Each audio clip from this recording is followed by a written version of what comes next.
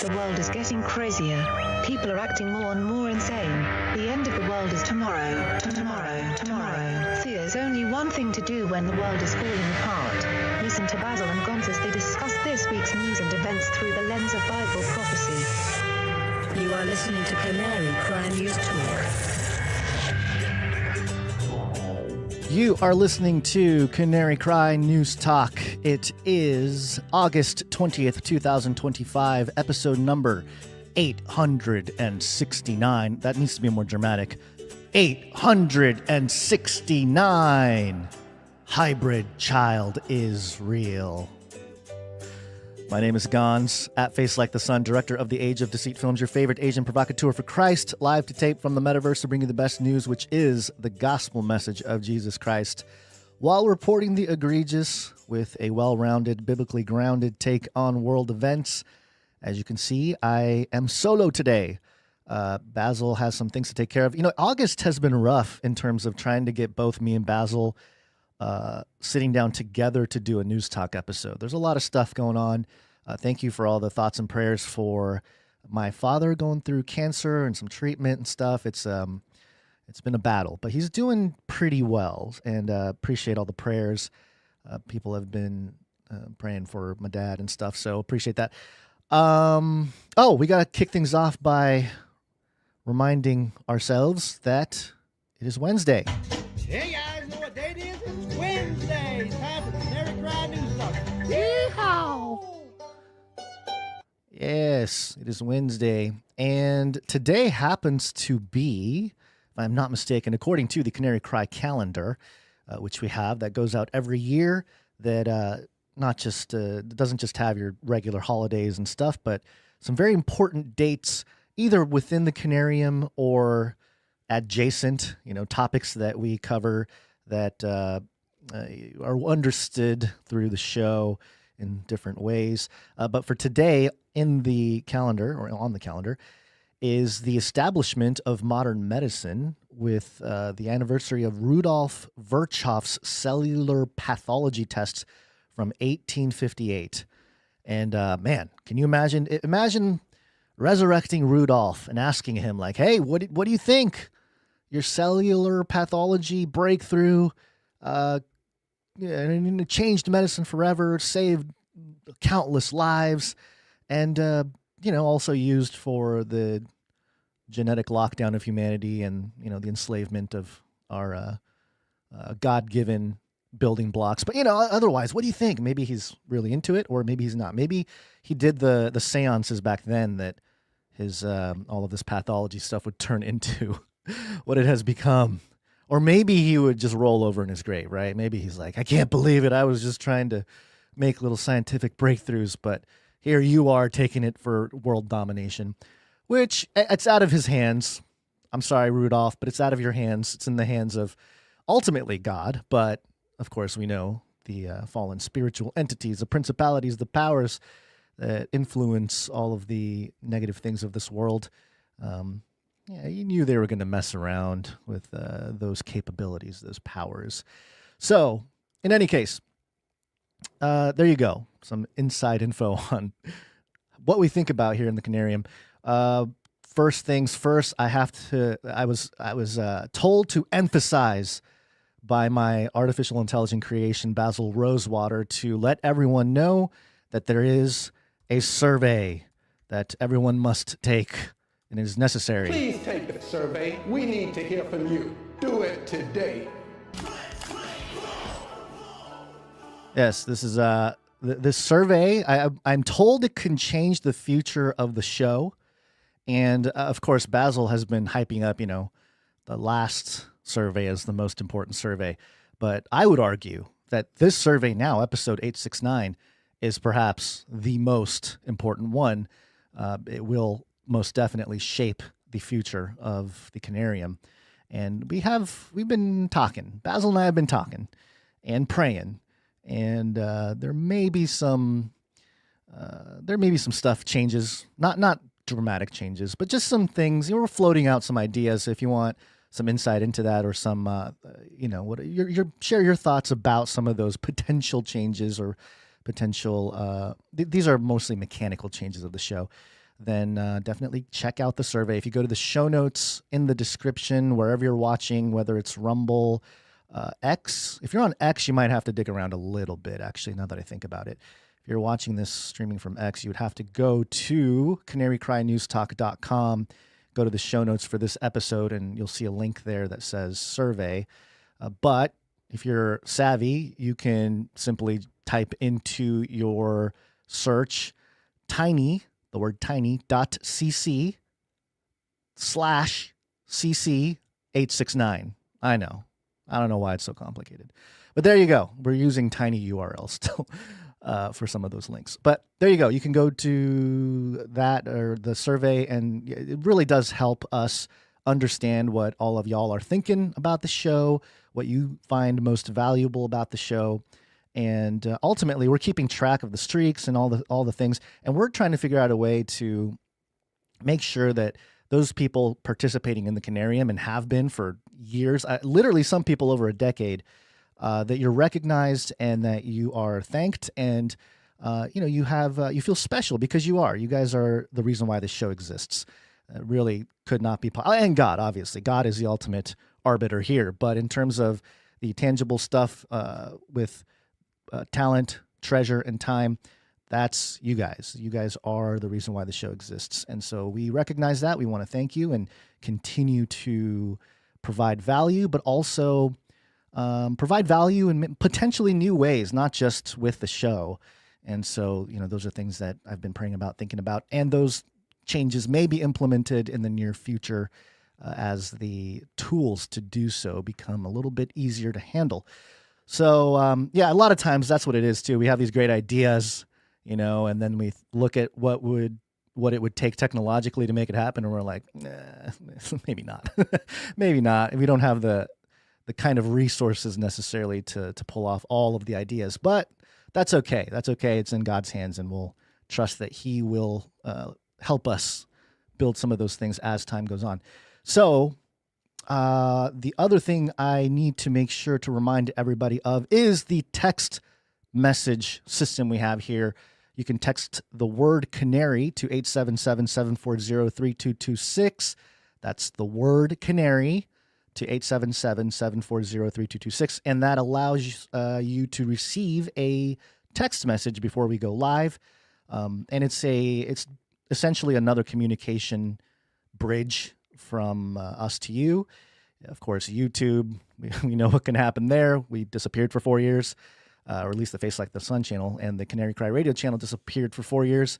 Of course, Rumble is rising, has been rising, but you never know with Rumble, especially because of the shareholders there, and it's just an interesting thing. It's an interesting play to try to create that sort of alt platform, and they've done very well. I'm not knocking Rumble at all. I just know that they're kind of in with that upper echelon of crew there, and not that that's bad necessarily, but over time, in terms of corruptibility, or because the way we saw things locked down against conservatives, I fear that we are just going to do the same thing in the opposite direction. That kind of thing has already started a little bit, but in earnest, because the pendulum will keep swinging right, left. And when the conservative right have culture like they do now, we've come into that period with the pendulum swinging so hard, then it's inevitable that those potential displays of power will be done, to eliminate certain views or downplay them. And listen, in terms of me personally, I'm talking about it in an observatory way, a sociological way, maybe. Personally, I lean a lot more conservative. That's just who I am. I'd rather not have, weird, terrible things being taught to my children in public schools and stuff like that. So in terms of each issue, I'm much more conservative, but, wielding that power to silence the opposition in any given way, that becomes, it becomes problematic if you simply wield it for that purpose, and it becomes politicized and everything else. And we know how all of that ends with, the right-left paradigm, pendulum swinging back and forth, politics. It keeps everybody in the game at a certain level, a certain type of game that they can't break out of. So in any case, all that being said, text message, another outlet, a way to communicate with us in case something happens to us in terms of other outlets, other platforms, even X, right now it's kind of open and free. It seems like things are going a lot more libertarian or at least conservative on X. Although I think I saw some statistics on X that said the balance of politically right and politically left messaging is pretty balanced currently on X. So that has not necessarily been my experience on my timeline, but that's because I have different algos running on my timeline from just strictly politics. But so you never know. Maybe X will be the place that maintains it, but eventually at some point it's possible that it, again, silences certain views that ought not to be silenced. So text Canary to 877-740-3226 to get that line of communication going. I was going to try to open up and read some text messages. That's kind of a Basil thing. I know I've done it in the past when I go solo. Unfortunately, I don't have it all ready and open at this moment. If we have time later in the show at the end, when we're thanking some producers and hanging out, maybe I'll pull it up then. You can also text the word, I think it's Meetups, all one word, if I'm not mistaken, MEETUPS, Meetups. And you will get on the Meetups list where all the updates about the Meetups will go out to you as well. And if I am not mistaken, there is an update regarding that as well, because one of our Meetups has been postponed due to some things going on. Let me make sure I have. I'm trying to navigate the part of our document that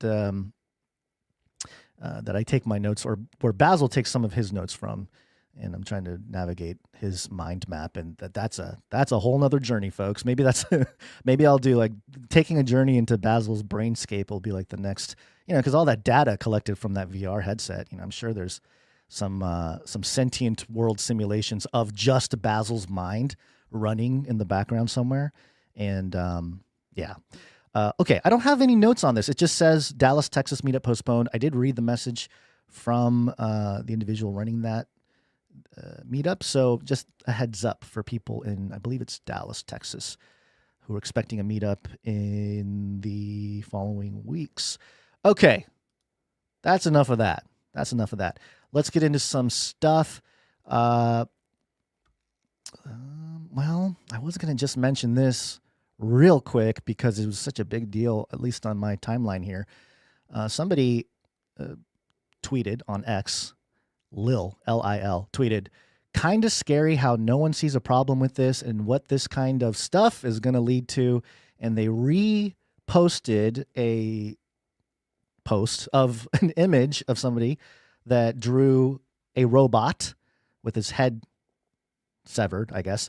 And it's got all these different robot slang words on it, and clanker is highlighted, maybe because it made the news recently. And it's not so much the news that I wanted to highlight, because yes, we talked about this. We talked about the issue of naming certain names as offensive, derogatory towards a group, and that robots don't have personhood, but this type of thing assigns personhood to robots. The reason why I wanted to highlight it was because this is a post that was published a couple days ago on August 18th, and it has 19.7 million views or impressions, which is a lot. That is a lot of impressions for this idea to propagate. And I think I even farmed off of it and got a little bit of traction with it. I said, unless you've been hanging out with us in the Canary, which is true, we discussed the personhood of robots in episode 12 of Canary Cry Radio back in June of 2012. Yes, we are a bunch of old farts. And this post had 4,000 impressions. Let's see if it got any more. Yeah, 4,200 impressions. So not bad. Not bad for a reply that I made this morning. So there you go. There's some stuff going on. And yeah, we did talk about personhood and machines and animals. I think part of that conversation back in 2012. And oh man, it's just wild how so much of what we saw, it's not so much that, oh, we're so right. That's not really the thing. It's just more the conversation coming to where it is just the reality of all of it, and how helpless a majority of society is when it comes to some of these more fringy, tip of the spear developments with science and technology at the forefront of society, really. Not just in the back rooms, because there's more information coming out about human Z's, like human chimpanzee hybrids and stuff, that were experiments that were conducted 100 years ago in Russia. And so all this stuff, I mean, a lot of things that if you've been researching this type of material, you know that not only is there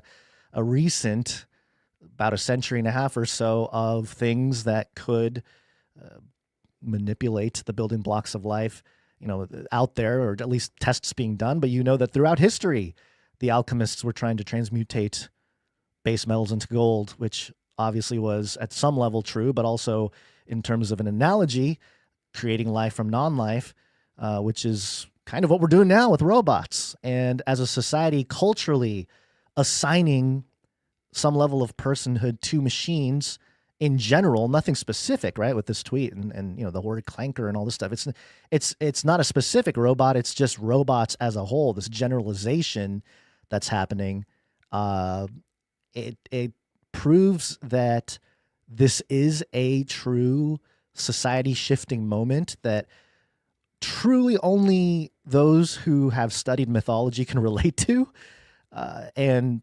I mean that because I do want to see and hear more people who have a good firm grasp on mythology apart from biblical narratives to comment, or at least see what they see, because obviously when it comes to the Genesis 6 paradigm and the Nephilim and all this kind of stuff, messing with the building blocks of life in general is a consistent theme throughout this show, highlighting that point about the biblical narrative and even why Jesus came and what he did and everything that relates to the scriptures and the gospel. Not so much that we're discovering anything new. In fact, we're sort of pointing out some of the older views with this stuff, specifically because culturally we are at this point. We're at this mythological point, nexus point, where we do have life, in a sense, quote unquote, that we have created, an intelligent life form. Where are the aliens? Remember Elon used to ask, where are the aliens? Where is it? Do I have that clip somewhere? I have Alex Jones. We're made by the aliens. Alex Jones thinks we're made by the aliens. Where are the aliens? There you go. There's Elon saying, where are the aliens? And he says maybe we are the aliens, I think, in this clip. But maybe the aliens, quote unquote, were just disembodied spirits of some creature that wasn't supposed to exist. And finally, they have an opportunity to be embodied because there is a vessel that's not a human vessel necessarily. You can't really take over a human vessel unless the driver of that vessel, that temple, openly allows itself to be inhabited by something other than themselves. But when it comes to robots, there is no right of, there is no inherent right to that body. And this is where things get really wonky. And the topic of corporatism and the courts, all these things become important because, hey, if you have a document that's legally binding that says, I own this robot, well, yeah, then I have legal right to it, but does that apply in the spiritual sense? So all these things are becoming the part of the conversation. Well, maybe not that deep. I don't know. We tend to think much deeper and, forward in terms of how this impacts society. So we'll be ruminating on some of those nuanced, crazy details. But this does bring me to the story that I want to start with today, which happens to do with the metaverse. Welcome to the metaverse. All right, this is coming from Springer Professional, which is a medical journal. And they have a headline here from August 18th. Digital human twins and the military metaverse. Opportunities and challenges. Good. There's opportunities. Every opportunity is a challenge, and every challenge is an opportunity. It's true. The military metaverse integrates immersive digital technologies, virtual worlds, artificial intelligence, extended reality, and digital twins to enhance capabilities across the defense enterprise. Good! Yay! Yay! By the way, this speaks again into how every citizen that is on the internet is becoming radicalized, militarized for the technocratic war. I mean, truly some kind of technocratic war that's going to take place, whether between humans and robots maybe, or humans and cyborgs, whatever the specifics might be, we're not necessarily clear on in terms of our timeline here, but the elements for a conflict certainly being established, and not because it's apart from us, it's literally because it's the very stuff most of us and a lot of people around the world interact with daily. Technology, computers, internet. Once they become alive, in a sense, quote unquote, then the implications change for everybody who interacts with it. So digital twins. Digital twins. Another just a pitch for Canary Cry Radio and a shout out to all the long timers. Episode 25 back in August of 2012. So almost literally to the day, 13 years ago. 13 years ago, folks. The sentient world simulation. What would you do if you find out you have a virtual double living in a government hard drive? What would you do, folks? I guess you'd tell everybody about it in a scientific journal about the metaverse. Within this framework, digital human twins, DHTs, functioning as dynamic digital representations of military personnel and sometimes, quote unquote, things, supporting training, mission planning, operational decision-making, health monitoring, equipment design and acquisition, and human-machine teaming. DHTs can be considered, quote unquote, actors on a metaverse, quote unquote, stage.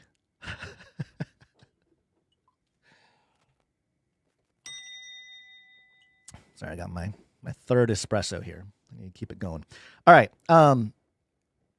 So the things that are quoted in quotations in this sentence is not just personnel. Military personnel is the main thing here. The digital human twins, DHTs.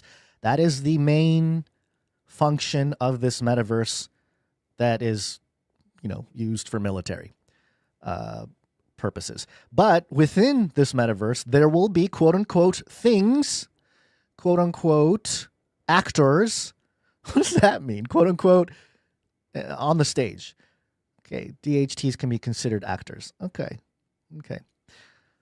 Oh man, so many things going through my head right now. I mean, if a digital twin is just an actor within some kind of metaverse, this is why people are leaning into the multiverse theory. I've heard many people recently, a younger crowd, really into the multiverse idea, and not just because I'm sure they are, responding to the predictive programming that was part of the Marvel series of movies that have come out recently. A lot of it, a lot of people were mad that they leaned so hard into the multiverse idea because people were saying that it kills any meaningfulness in any plot line, because if all possibilities are possible, but we're just following this one, for the movie, there's a camera just following one, then why is that timeline significant compared to any other timeline?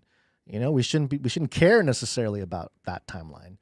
So interesting how that, that sort of philosophy was presented to the public, and now they believe it, especially because you're seeing public declarations of military-based metaverses that digital twins can be within, mostly military personnel, but they can be actors, quote unquote. Can they be actors for some kind of test? Maybe a test to see how loyal a military personnel is. And consequentially, then it becomes true that your activity in the metaverse matters more than in real life, or maybe just as much as in real life, because hey, okay, I couldn't keep a secret in the metaverse, but it's not like I went around the cooler in the afternoon and told everybody in person, right? So it does bring about these different social impacts, philosophical impacts about in real life. I would argue that in real life is still the real.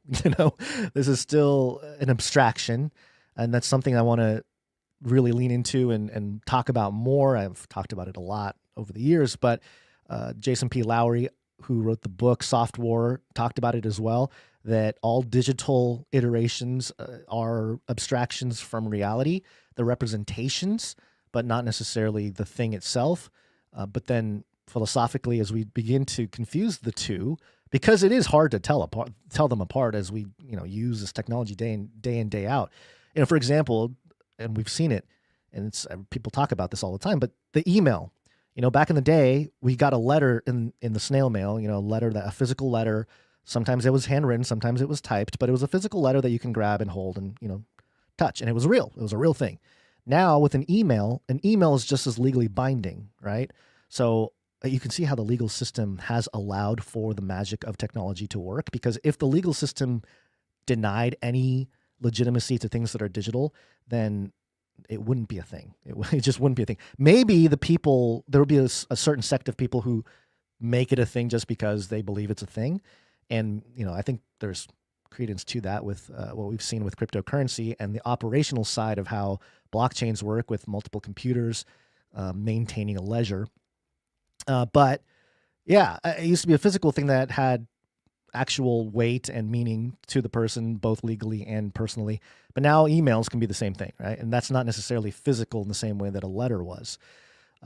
So it's interesting how it affects our human philosophy at a sociological level. This paper explores the role of DHTs in defense, categorizing them into real human-derived, artificial, hybrid, and anthropomorphic twins, each serving one or more military functions.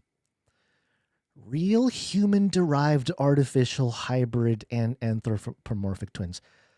Now, I am wondering if that is one thing that has all these different elements, or if these are all separate things that are being managed or deployed differently within the metaverse.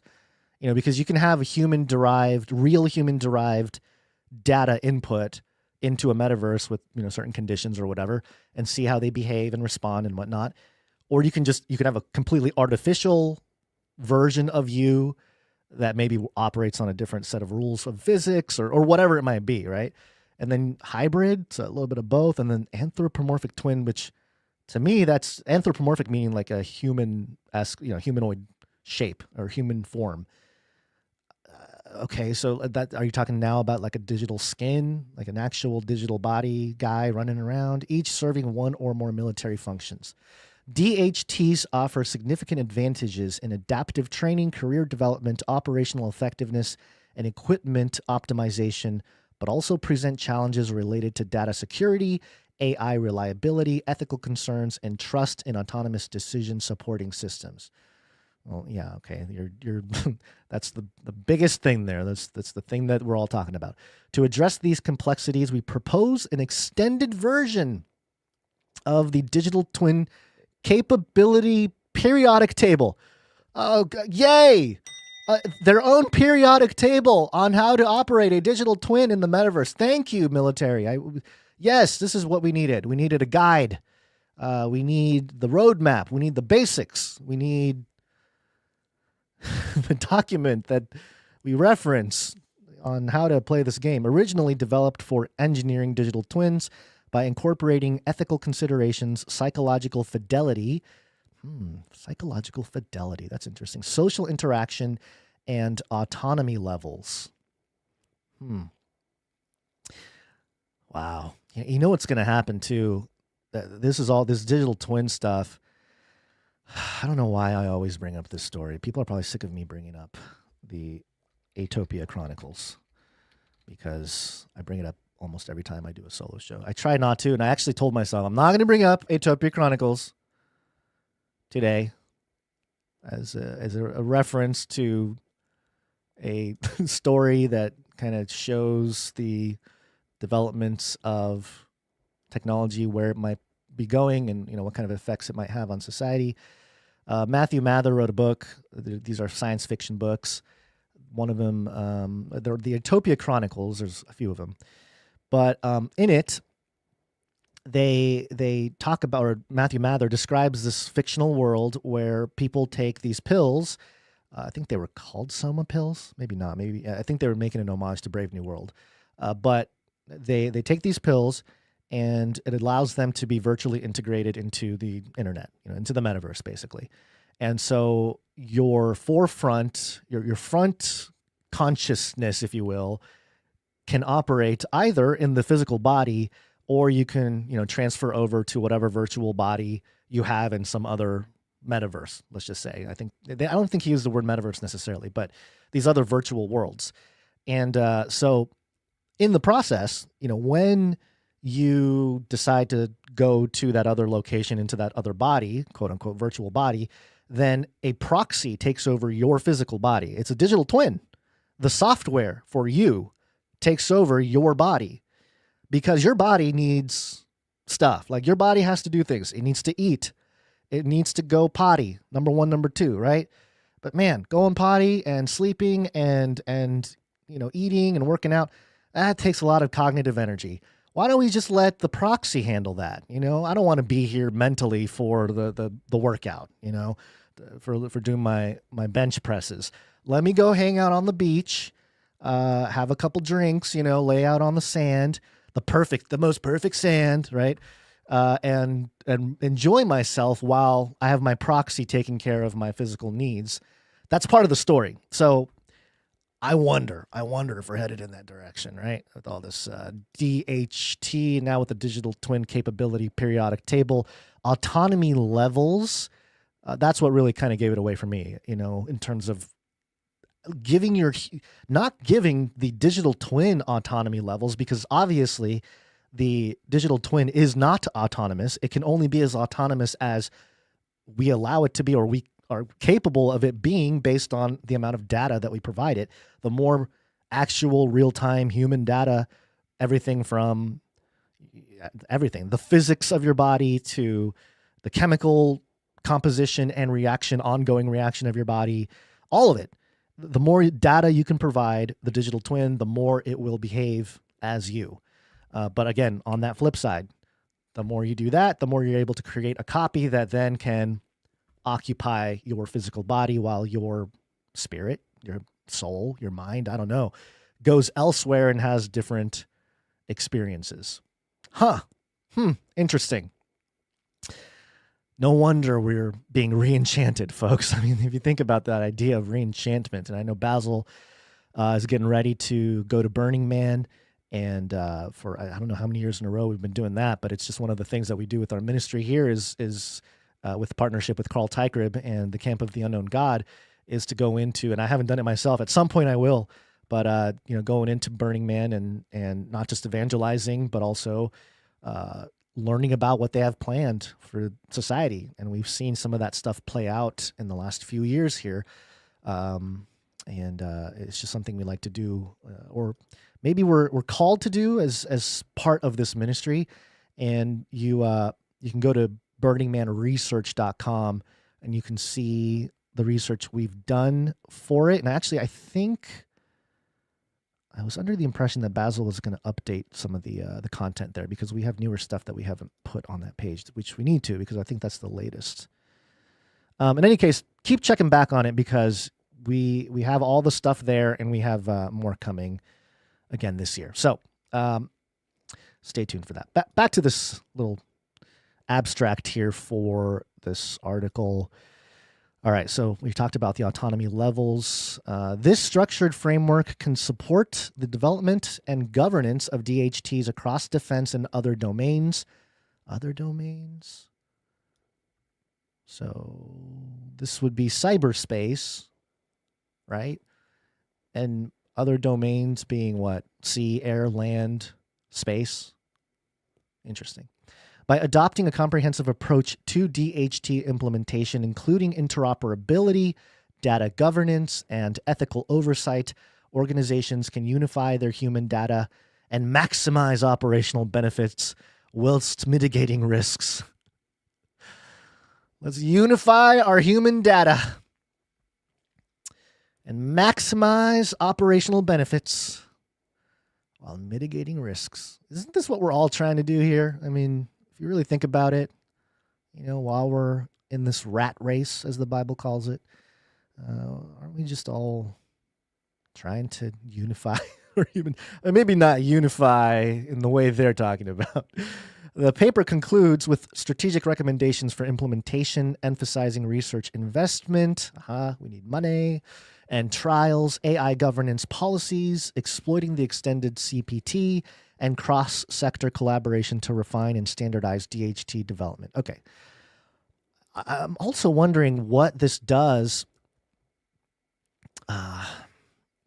culturally, societally. We know it's going to shift things. But if and when certain simulated outcomes become public discourse, in a sense, like a part of the public discussion as to whether we should or shouldn't do something, man, it's going to get really tense, because it might even bring down AI as a whole, now that I'm thinking about it, because it's basically going to be different AIs running, right? And different people running different AI, running maybe different data sets.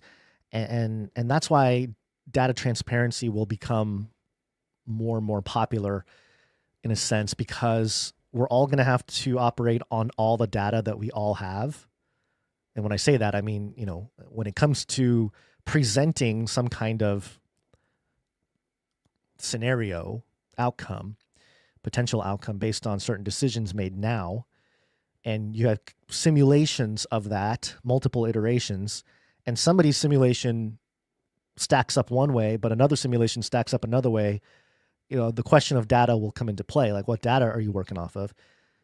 But then if the data is the same, then it's the user. What different prompts are you using? What kind of ways are you influencing AI and the data set to come up with your conclusions? And then just culturally, if there's a really popular outcome that everybody wants, which truly, if you think about it, no one's necessarily going to be for some kind of open dystopia, right? No one's going to be like, hey, this is awesome. And what's interesting is throughout the last 2 decades, what the liberal sciences, if you will, but just science in general, the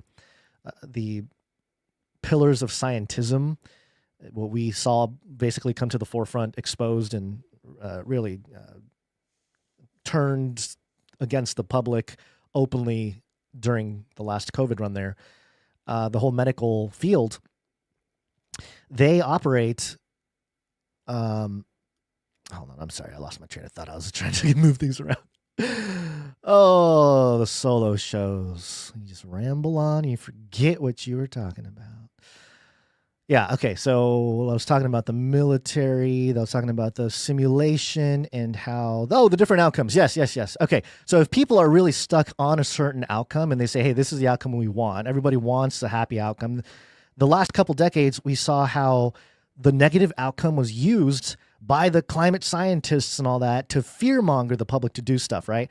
So that model obviously doesn't work in terms of getting the people to fund it and support your theory on why we should do something about the climate, for example, because Al Gore being the ultimate example, we should have been under like 1,000 feet of water by now. God should have sent like the second flood at this point, according to Al Gore in like 1997. And of course that didn't come true. That was all based on computer models, which I'm sure dazzled the generations before us. You got to remember, as much as we are dazzled with computers and what they can do today with AI, the same kind of bedazzlement occurred when if somebody, I'm sure Al Gore was sitting there, they're used to TV, they're used to whatever, but some guy gets a box out, connects it to a screen and says, here, we're going to simulate what the world would look like, based on where we're going trajectory wise and, whatever. And you come up with this thing about how the world is going to crash and burn. And because of climate, these politicians are probably like, wow, these computers tell the future. We have the Oracle now. And they become passionately addicted to raising money based on that fearmonger. Well, that kind of got exposed, that methodology. So now I would imagine that certain negative outcomes will still be used, but in terms of culturally, people are going to lean into positive simulated outcomes and look at, oh, what parameters got us there? Let's do that. And that is actually going to be a major part of the downfall. The road to hell is paved with good intentions. And this is why I truly believe that there is a necessary point of divine intervention at a grand scale needed at some point in the span of human history. There was already one big one with the first coming of Christ and the death, and truly the resurrection is really what I'm talking about when it comes to the particular event. But of course, a second coming it could be, as I've always said, based on the scriptures, a restoration, but not just a spiritual restoration, but a literally physical restoration, because as you can tell, we're starting to mess with the building blocks of not just life, but creation itself, and that spells doom eventually, and it's not gonna end well. So, okay, do I have anything else on this topic about the military metaverse? Just to tag on to this story, because again, the concept of digital human twins being used for military purposes. This would make sense that we're walking right into the political situation here with metaverses and AI in general. This is coming from Politico EU, and the headline is Albania turns to AI to beat corruption and join EU.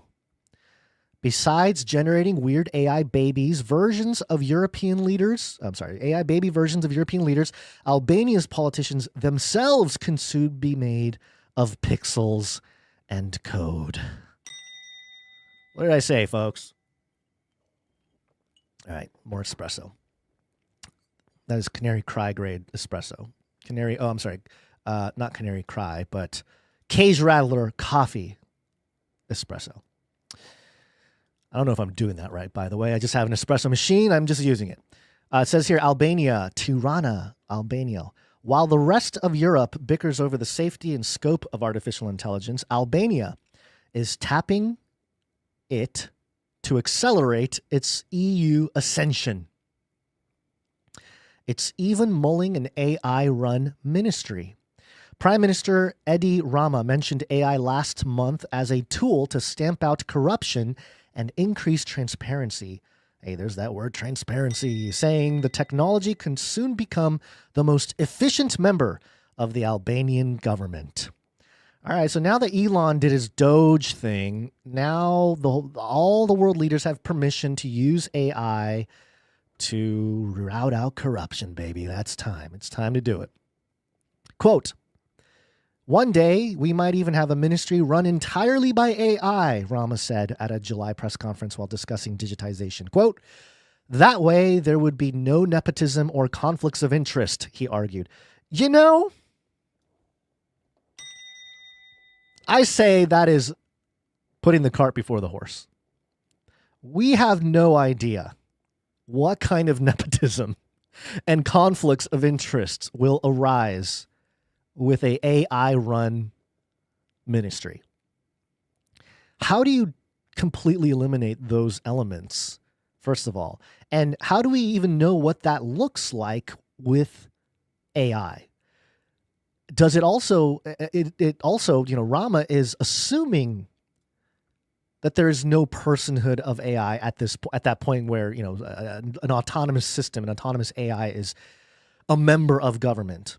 He's assuming there is no autonomy there or any personhood there, even legally. But we don't know that to be true. That could very well be an ingredient that is unforeseen for much of the population who think that this is all just fine and dandy. So I think we're going to see tons of nepotism and conflicts of interest, especially because somebody is coding this AI, right? Oh, it's just other AI. Okay. And now we have a digital paper trail of the humans who birthed the various code that, became iterations of itself, should they create themselves and continue to do so. And we have our own AI family tree that stemmed from humans. Interesting. Local developers could even work toward creating an AI model to elect as minister, which could lead the country to, quote, be the first to have an entire government with AI ministers and a prime minister, Rama added. Is he saying that they are AI ministers, but the prime minister is still human? Like, Rama will still be there. Like, I'll be there, but everything else is AI. Like, everything else is AI ministers. But the prime minister, that's still me. I'll still be the prime minister. While no formal steps have been taken and Rama's job is not yet officially up for grabs, the prime minister said the idea should be seriously considered. Ben Belushi, a former ruling party politician and author with a keen interest in AI, said he believes there's nothing to fear from the technology and that AI-run states are a real possibility that can turn our concept of democracy on its head. Yeah, it becomes a techno... I was going to say techno-populist, but I think there are more nuances emerging. Truly, it is a techno-populist thing now. But I was also thinking, because I would imagine what wins out, this is just my thinking here, in terms of short-term governance when it comes to AI and robotics and all this, given the fact that America as a constitutional republic, in theory, has been one of the more generally prosperous when it comes to, if you look at world history anyway, a constitutional republic has done a better job. Although maybe the advent of technology has to do with it because, there was the distribution of that technology to the masses with the printing press and things like that to mitigate those changes and hypercharge something like a constitutional republic because of those technologies. I would argue we're going through a similar process now, by the way. Most people that talk about it in terms of the fourth industrial revolution, with Klaus Schwab saying we need a great reset and all that. But he's not wrong that there is a revolutionary moment here societally with the impact of technology, especially with AI now at the forefront at our fingertips. Adopting a constitutional republic model for the delegation of AI governance may not be a bad idea. I'm just saying, we talk about all the bad ideas here. What are some good ideas? What are some positive things we can do? If we have no choice but to step into the technium, then having a true robust form of a constitutional republic that, has its checks and balances in a sense, that's not a bad idea. Although, once it becomes all AI, then does it even matter? Does it inherently become totalitarian and authoritarian because there is no ambiguity left? There's no wiggle room. Can we code in ambiguity? Can we code in social sentiment? These are things that I'm sure get discussed as AI becomes more and more complex. And that's why the personhood of AI or robots in general, the consciousness of AI, these are real things that people in the technology are starting to see because they're starting to not see the distinction between humans, the way we think, the way we operate chemically, electrically, and all that, with what machines are capable of replicating. And so, of course, it's going to seem like we are creating a new life form, truly. But all of this, by the way, ties into Revelation 13, the mark of the beast and the image of the beast, which if you've been around, you know that I rant about that stuff way too much anyway.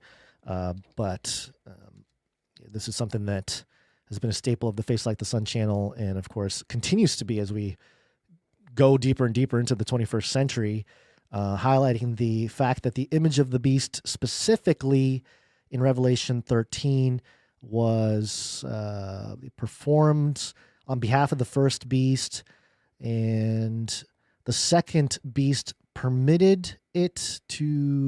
was permitted to give breath to the image of the first beast.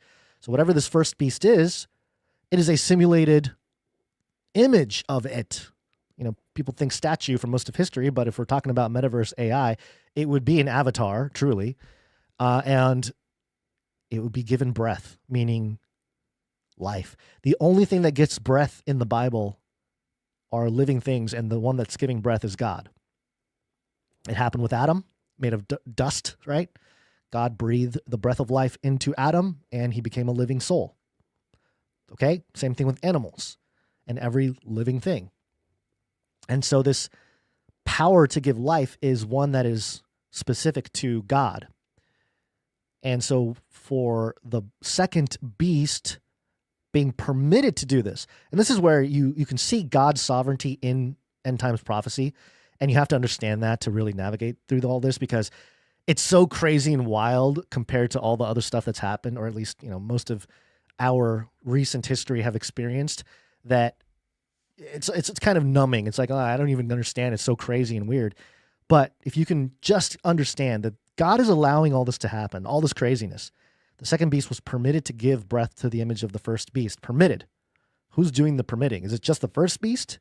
Or is it God ultimately allowing all this to take place because it's part of his great eschaton? It's proving maybe the point that a fallen, sinful world ends up failing, and give you what you want. You want to give breath to your image?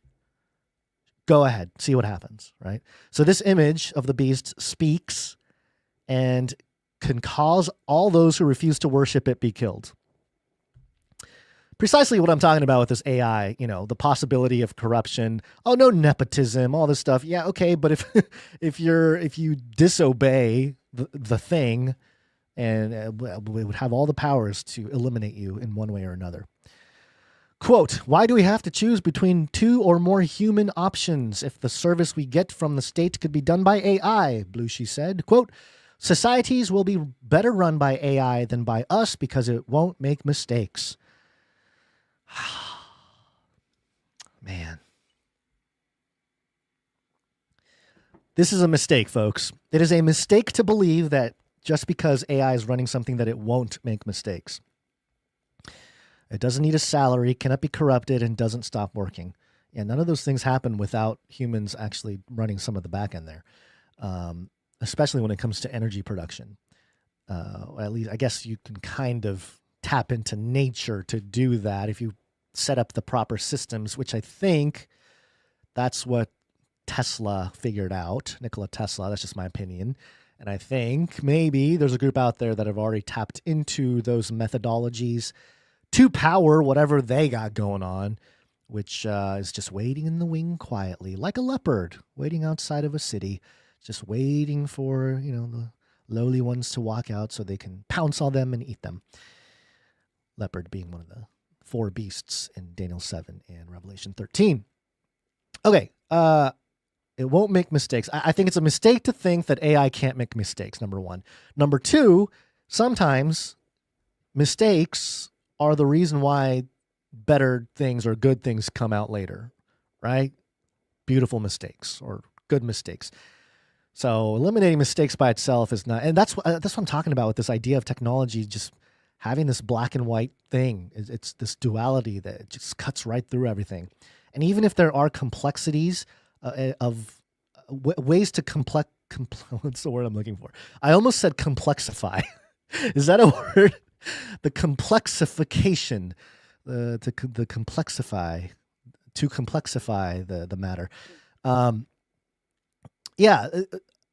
AI could maybe weigh in different elements of things that could be considered, given, to make a certain decision about or a judgment on something. For example, like say you disobeyed some protocol that some AI governor has, like, oh, you have to pray at this time or something, right? And you got to be on camera to pray. Well, you missed yesterday's, this is like 1984 dystopian, I know, but just an example. You missed yesterday's thing, like you will be eliminated.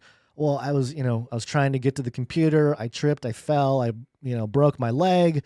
I was crawling, I just couldn't make it. Oh, okay, well, as long as you understand that, blah, blah, blah, blah, blah. So can grace and mercy be programmed into the AI. And at that point, I can see why people think we're creating God with this technology. It's just absolutely berserk. Albania has long grappled with corruption in all facets of society. I'm sorry. I'm laughing because it's the whole world, folks. It's not just Albania, okay? Albania, it's okay. It's okay, guys. We're all dealing with corruption in all facets of society. And politics is no exception. Was it ever an exception? It's just so funny, some of the presuppositions of articles like this from Politico. The ruling party has seen its fair share of officials charged with and convicted of corruption. You wouldn't be a human government without that. Opposition leader Sali Berisha is currently facing a corruption trial, and former Prime Minister President Ilir Meta is behind bars. Ooh, the name is Ilir Meta. Huh, all right. Interesting. Will Ilir Meta be the first ex-president to be in the metaverse? That'd be fun. AI already in play. AI is a tool, not a miracle, according to Jorida Tabaku, a member of the Albanian parliament with the opposition Democratic Party. She said that in the right hands, it can transform governance, but in the wrong hands, it becomes, quote, a digital disguise for the same old dysfunction, end quote. While she supports digital innovation and AI, Tabaku said the entire governance systems needs a reset before AI can be rolled out. Oh, of course. We need a great reset. Towing the party lines there, Tabaku. AI is already being used in the administration to manage the thorny matter of public procurement, an area the EU has asked the government to shore up, as well as to analyze tax and customs transactions in real time, identifying irregularities. So the surveillance apparatus is already there. This is just the EU pressuring Albania. I wonder if Albania is...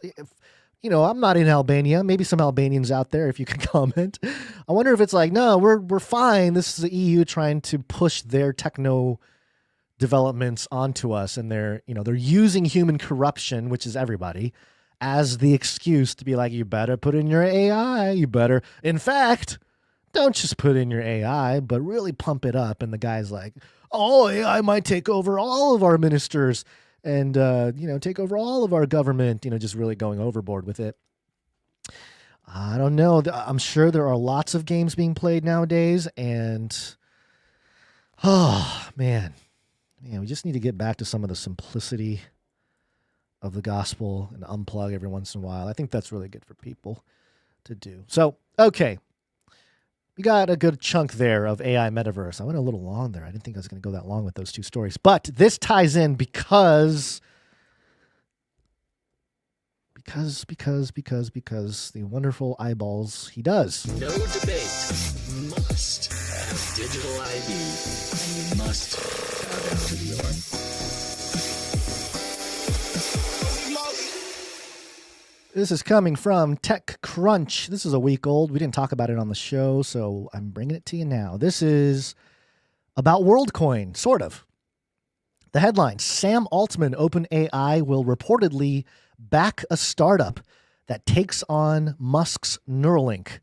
Okay, so Sam Altman getting into the BCI game, the brain-computer interface game.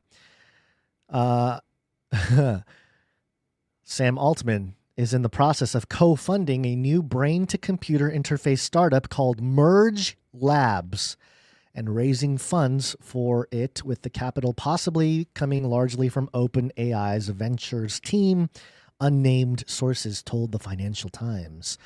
The startup, this is crazy, folks. The startup is expected to be valued at $850 million. $850 million. A source familiar with the deal tells TechCrunch that talks are still early and OpenAI has not yet committed to participation, so terms can change. Okay. Merge Labs is also reportedly working with Alex Blania, who runs Tools for Humanity, formerly World. Altman's eye-scanning digital ID project that, quote, allows anyone to verify their humanness, end quote, as the company describes. Now, it does say formerly World, in the sentence in parentheses after Tools for Humanity, which is the organization that Alex Blania runs. But notice how they did not put the word Worldcoin in here. I wonder why. I have some ideas, by the way. I think I know why. One, this is according to Coindoo. Worldcoin faces regulatory and technical pressures as price dips below $1. Yeah, they're having some regulatory issues, okay? You cannot hand out money nilly-willy to people around the world, or money, quote-unquote money, crypto, their own crypto, in exchange for biometric data that they are openly giving up, okay? We've talked about Worldcoin for years. Yes, years. If you're new to the show, then you'd know that we identified Worldcoin at its early seed round stage, just trying to even get the company off the ground. And I'm sorry, folks, we made fun of it then too. We were talking about how ridiculous it would be to actually go through with this project and create an orb that you stare into in exchange for some crypto, to verify your humanity. But they did it. They absolutely did it. But we were right. The world will not go along with this. The world is not stuck. In fact, it's so bad. Coindesk.com, China warns Worldcoin style iris scanning a national security threat. China.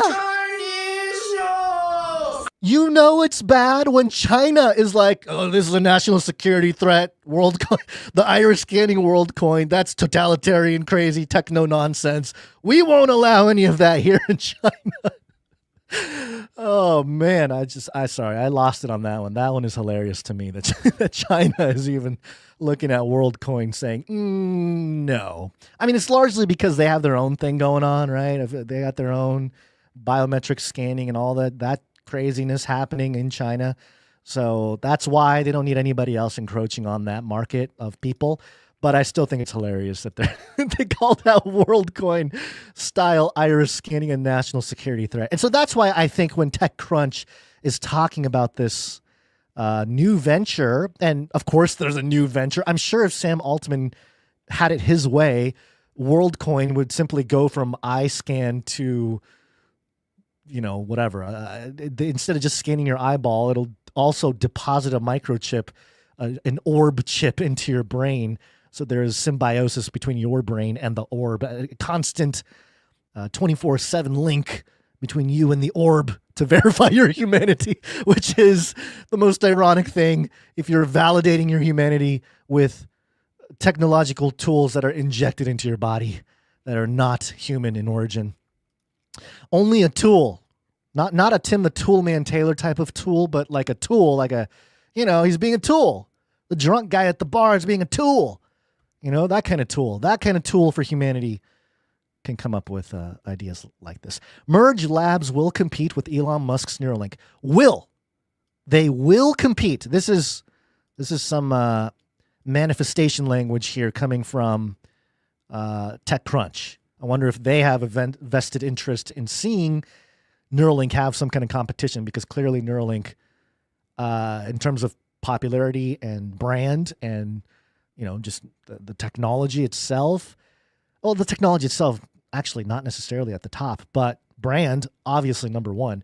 So this is more a brand move. And that's another thing to keep in mind too, when you see these different companies pop up for brain computer interfaces. Guaranteed. Put it in the red book, Clank. Do it. We're going to see a brain chip company that is for Christians. Like openly for Christians. Kind of like the app now, like the prayer apps they have now. You're going to get BCI for Christians. Maybe we've already talked about it. Now I'm thinking we've talked about this already, that maybe we, asked to have it in the red book or at least mentioned it in a show before. But yeah, you can, the advertising points would be, hey, you love scripture. Now you will literally be integrated with it. Jesus was the word of God, right?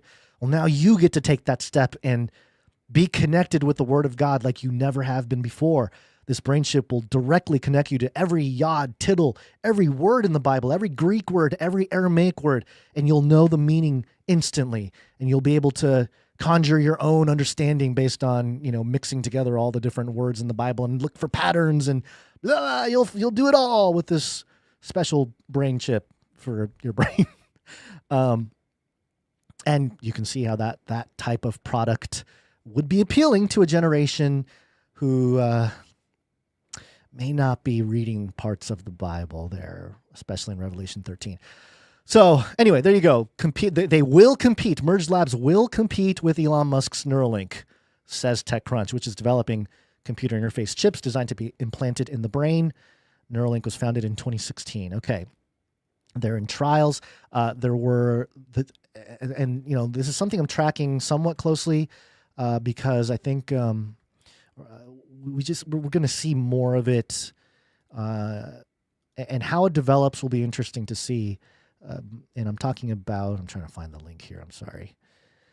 There was a recent article that highlighted some individuals who already have Neuralink, and I think the headline was something to the effect of meet the people who can control a mouse with their brain or something, control a cursor with their brain.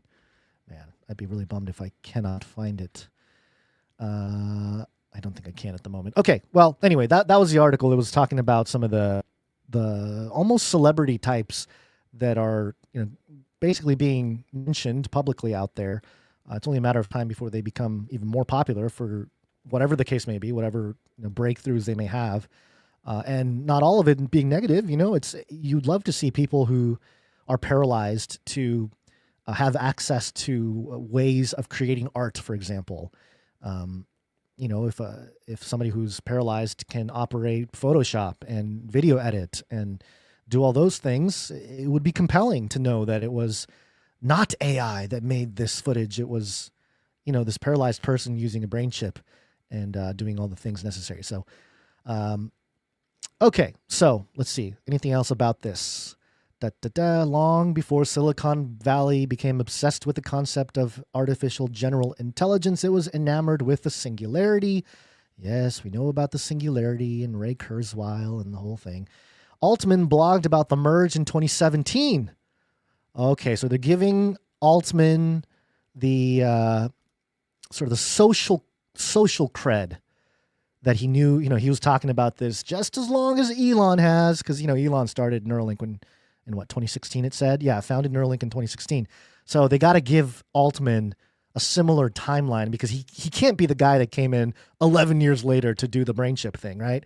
So yeah, he wrote about the merge in 2017. Quote, although the merge has already begun.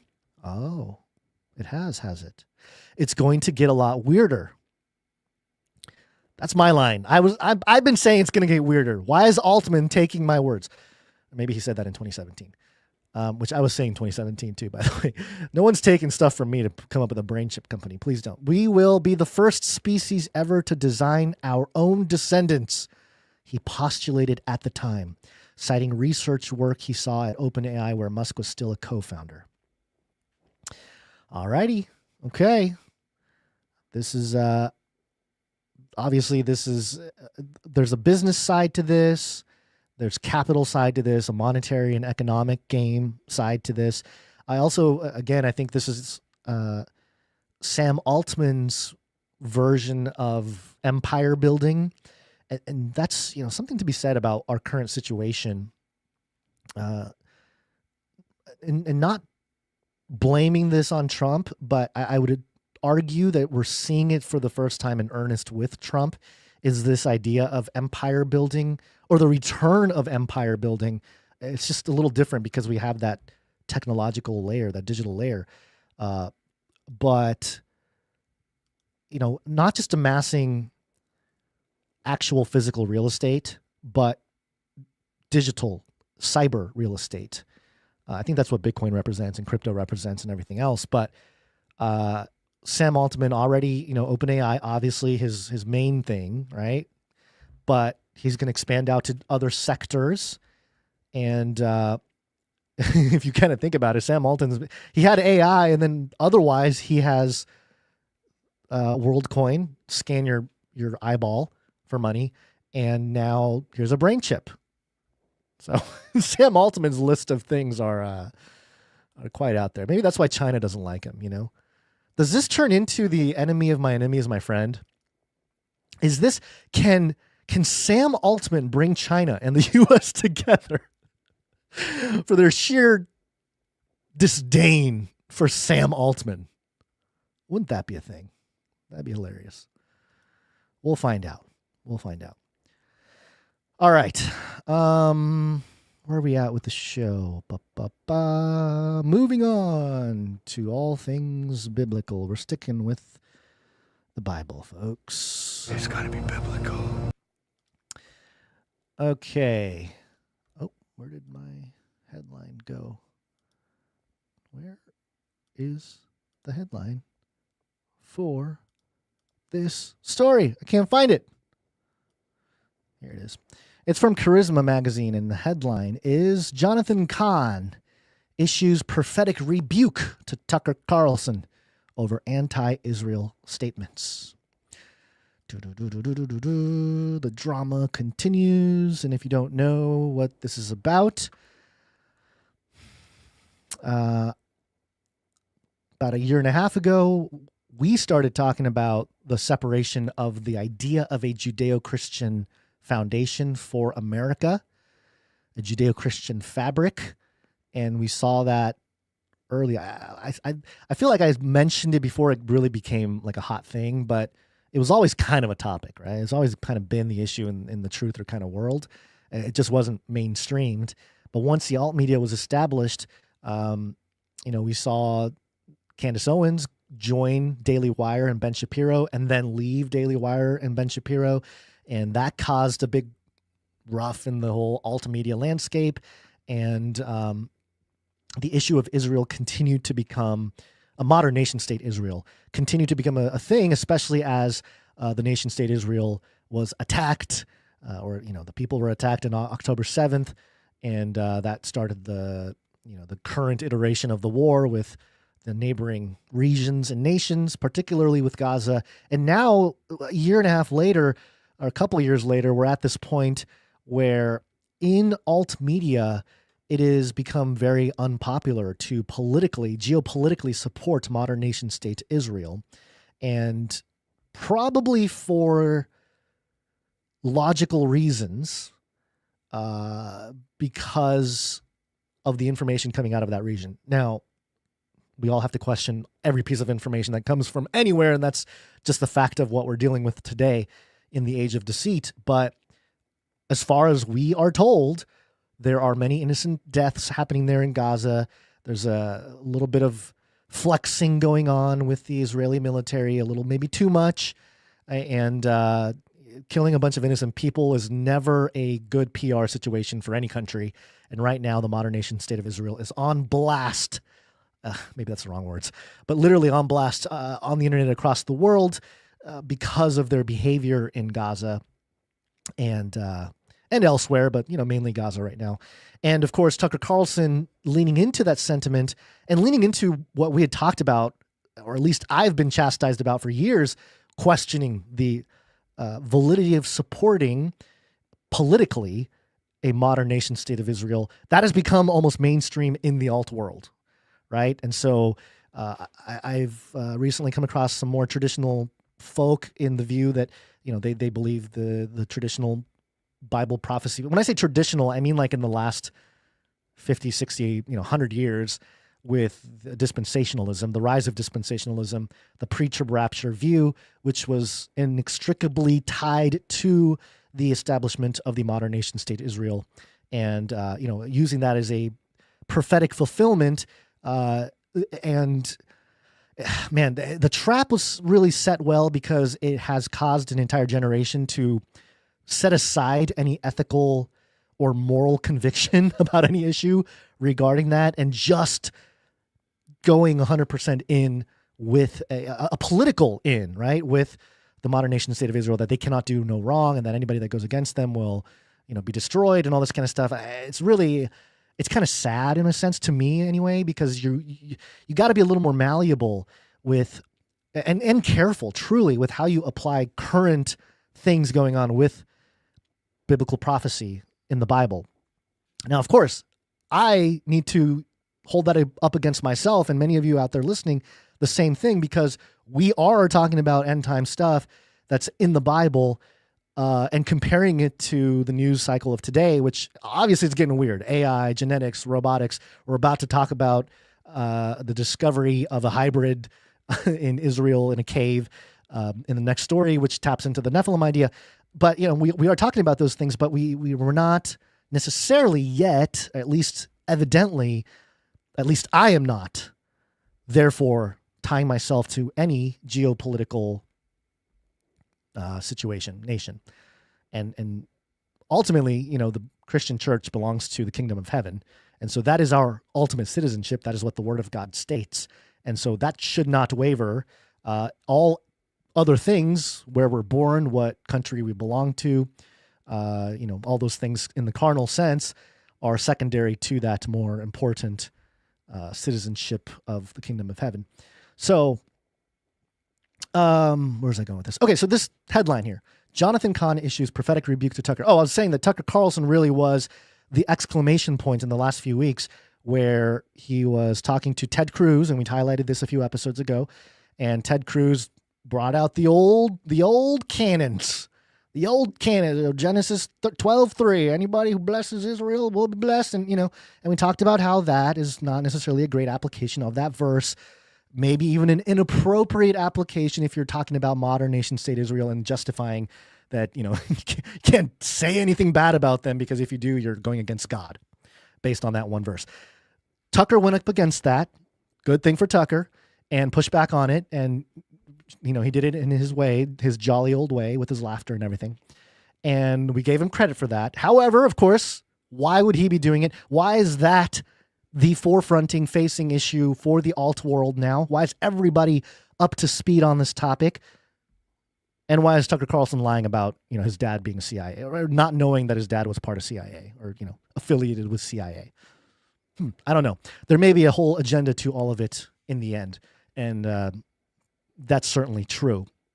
But in this case, I want to dig into the actual view itself. There's so many layers to all this that I can easily just pick on one and stick there. But in this case, I want to talk about this article, how it's being presented, because it does reflect a lot of the belief of the eschatological beliefs of a large population of Christians in this country and across the West primarily, about, the preach of rapture and stuff. Although online, it's gotten a lot more quiet. Like, there was a period when, maybe it was like when the boomers discovered Facebook or something, where there was this huge push of pre-trib and, preach of rapture and a little bit of dispensationalism and all this kind of stuff. I feel like it's died down a little bit. It's not as loud. I don't know. Interesting. Says here, Jonathan Cahn is warning Tucker Carlson of the spiritual implications that come from targeting the nation of Israel. Recently, we know about the thing there. I just talked about that. Jonathan Cahn responded decisively to this line of thinking, emphasizing that Carlson's reasoning is flawed and dangerous. Quote, "Where does my support for Israel come from? Number one, because biblically we are commanded to support Israel." Cahn explains that, quote, "Israel is Israel," end quote. Okay. Faith or unbelief in the Lord, Cahn notes, does not negate Israel's status as God's chosen nation. Again, this gets hairy, because what do you mean Israel is? Israel is Israel. We're just asking you what Israel means when you say Israel. You're talking about the biblical Israel a couple thousand years ago, right? Or more, several thousands of years ago, the Israelites and the nation. Yes, that is the bedrock and the foundation of our faith. All three monotheistic faiths, in fact. True. But a faith or unbelief in the Lord, Cahn notes, does not negate Israel's status as God's chosen nation. Faith or unbelief in the Lord does not negate Israel's status as... Okay, so he's basically saying not believing in God or having faith in God doesn't change Israel's status as God's chosen nation. Again, confusing statement because we know he's tying this to the modern nation state, which I think is not the proper application, but he doesn't really clarify that. By the way, he is writing a book called The Avatar, The Return of the Ancients and the Future of America. And, I wonder what he's going to talk about there. Cahn warns that arguments like Carlson's can easily drift into replacement theology or anti-Israel sentiment, subtly undermining Christians' understanding of biblical prophecy. Isn't that ironic? That's ironic. Because you can definitely have deeper understandings of biblical prophecy and move away from this view that Cahn is presenting of the modern nation state of Israel. Not that replacement theology is factual. I actually don't think that is a great argument either, biblically, scripturally. In terms of anti-Israel sentiment, again, what are you talking about? If you're talking about the modern nation state, like, you don't have to hate Jewish people. You don't have to hate Israel. But if their military is like openly killing a bunch of babies, you got to support that? This is where it doesn't make any sense to me. Where it's like, there is no nuance here. There's no room for actual conversation, which is what's really frustrating about this whole thing for me, because for people that are in that camp, there's just no conversation about it. It's like, you can't consider it. Quote, once you separate Israel from the Abrahamic covenant, you can make them your enemy and still call yourself Christian. Oh, I feel like Cahn is calling me out. Separate. We're not separate. Okay, again, you're Israel. He's mentioning Israel in the modern nation state sense and separating them from the Abrahamic covenant. I would argue maybe it's going too far. Maybe this offends you. And I don't know if I fully believe this per se. I got to do my studies to make sure that I can, there's biblical evidence for this. But I would argue that there are aspects of this that is untrue to begin with, like the presupposition that modern nation state Israel has a direct connection to the Abrahamic covenant as outlined by God. Okay. Now my brain is doing its calculations. There are definitely some aspects of this that you can say overlap, but it's a little bit more complicated than a simply it's all in or all out type of thing. You can make them your enemy and still call yourself Christian. Okay, so you can make Israel your enemy and still call yourself Christian. Actually, no, Jonathan Cahn, because biblically speaking, I would argue that the church did not replace Israel. The church always was Israel. Or said another way, Israel was the church from the beginning. Israel was the church. So in that way, if you're a Christian, you are part of the true Israel. Yes, that is the belief. That is what is presented in Scripture. No Jew, no Greek, no man, nor female. It's a universal thing. You're part of God's family. You're part of Israel. Okay? So there's that.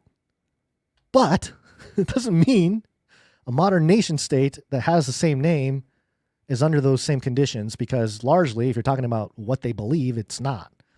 And do they have a role in all of this? It appears so. It appears the Bible does lay out a role for them, or these people, but also a little more complicated than that as well. Genetically speaking, I've talked about that before. It's not so clean cut and dry. And that's what I want to highlight here, where it says, from genetics to language, culture, and religious traditions, Cahn notes that the lineage of the Jewish people traces directly back to ancient Israel. He points out that even priestly lines can be verified through DNA markers linking back to Aaron, the brother of Moses. Quote, if it looks like a duck, walks like a duck, quacks like a duck, it's a duck. In this case, the duck is Jewish, he affirms.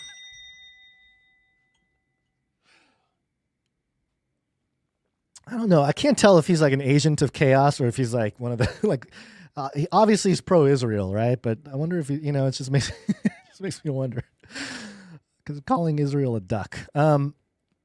Maybe it's true. You think about Scrooge McDuck. He was tremendously wealthy. Remember that the DuckTales? It's like swimming in a pool of coins, gold coins.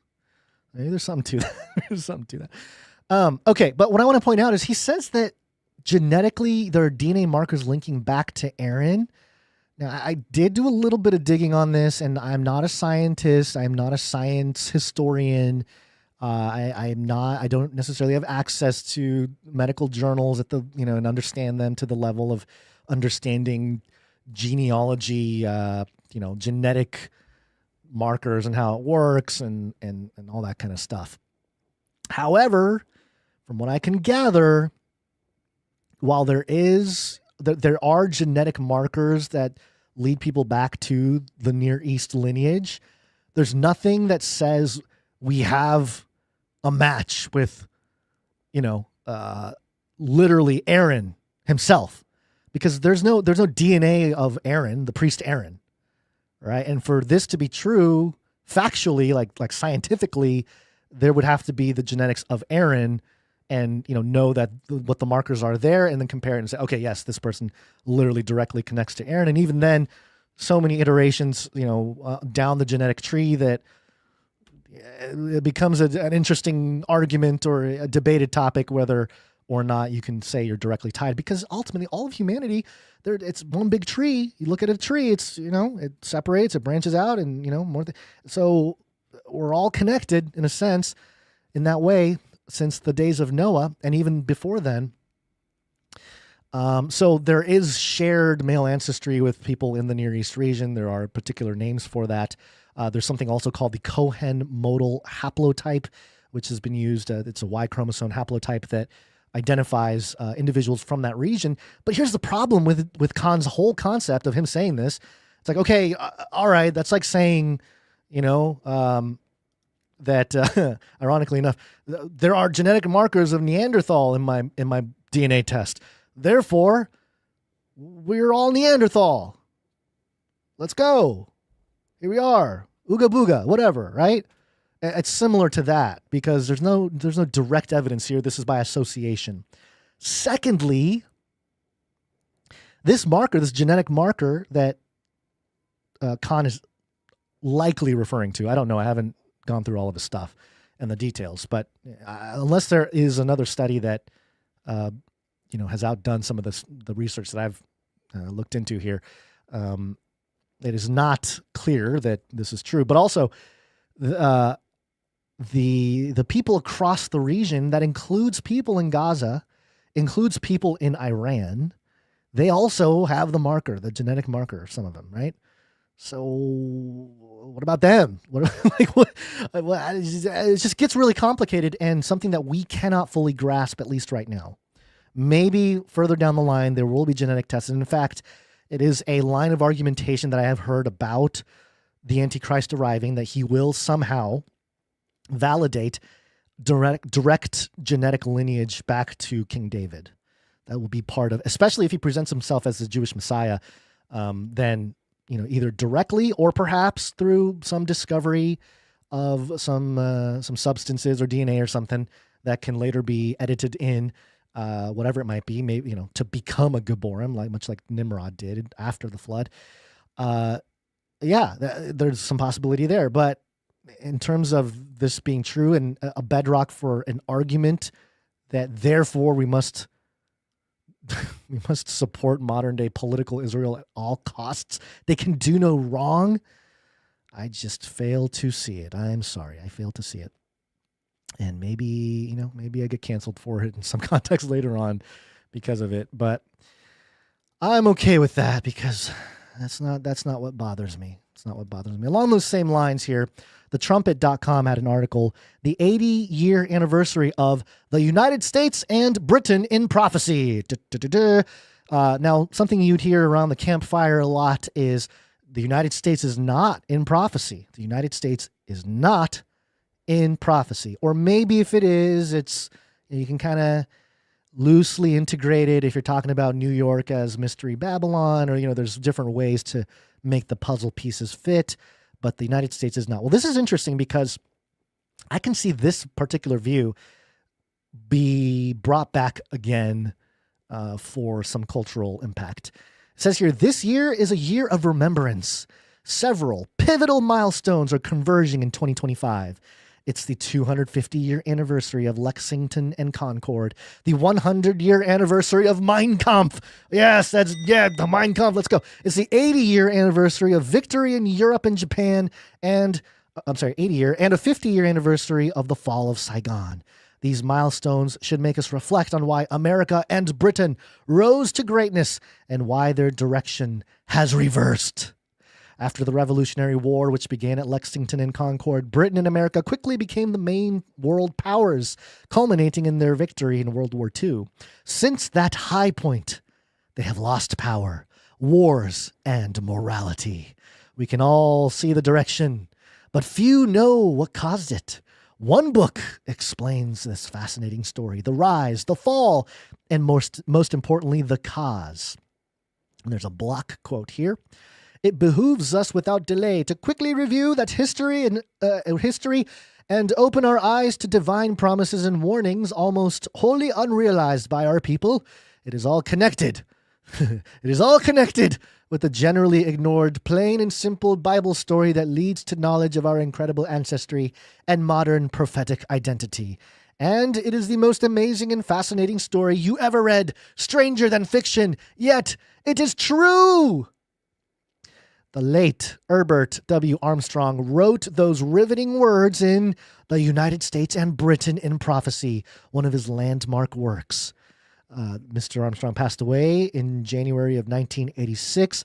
Those words you read there, I believe, are from 1945? 1945? The 80-year anniversary. Oh, I guess it's the anniversary of his life. So, okay, maybe not 80 years since he wrote that. He wrote about this situation here with the United States and Britain, and it's in the context of Israel because he sort of laid the groundwork for a modern nation state Israel, like justification for it, some kind of theological justification. But it was under these interesting conditions. It says here, this was one of the most important developments in the 20th century, talking about let me just read the paragraph before just to explain it. In the autumn of 1926, Mr. Armstrong's life took a dramatic turn. A successful businessman, all his endeavors were wiped out by events outside his control, and he was faced with a dual challenge. The first from his wife about which day is the Christian Sabbath. Wow, man. The second from his sister-in-law about evolution versus the existence of a creator. Let me just tell you, ladies out there, women, wives out there, your influence on the trajectory, the legacy of men, extremely powerful. With great power comes great responsibility. And I just want to let you know that. All the men respect and love you. And we recognize the men that are men, truly men, they recognize the influence that women have in their lives. Okay, so the wife wanted to know about what day the Christian Sabbath was. The sister-in-law wanted to know evolution versus the creator. This guy had his hands full. He had his hands full. This began a six-month night and day study in the public library in Portland, Oregon, where God began to call Mr. Armstrong and open his mind to the truths of the Bible. I like this so far. This was one of the most important developments in the 20th century, maybe in Western civilization. God was calling Mr. Armstrong to be the end times Elijah. Whoa. Okay, hold up. Now we're ascribing Mr. Armstrong to be the modern day Elijah, end times Elijah, which, by the way, the Jews, the Judaism, the religion, their eschatology, they're waiting for Elijah. Did they miss him? It's Mr. Armstrong the whole time. Prophesied to restore all things to God's church before Jesus' return. Sounds like dominionism. They have some scriptures there. Isaiah 40, verse 3, Malachi 3:1, Matthew 17, 10 through 11. All right, let's do one. Let's do one of these. Let me do Isaiah 40, verse 3. Let's see what that says. Let's see if it justifies taking over all of the culture. All right. Isaiah 40, verse 3 in the ESV.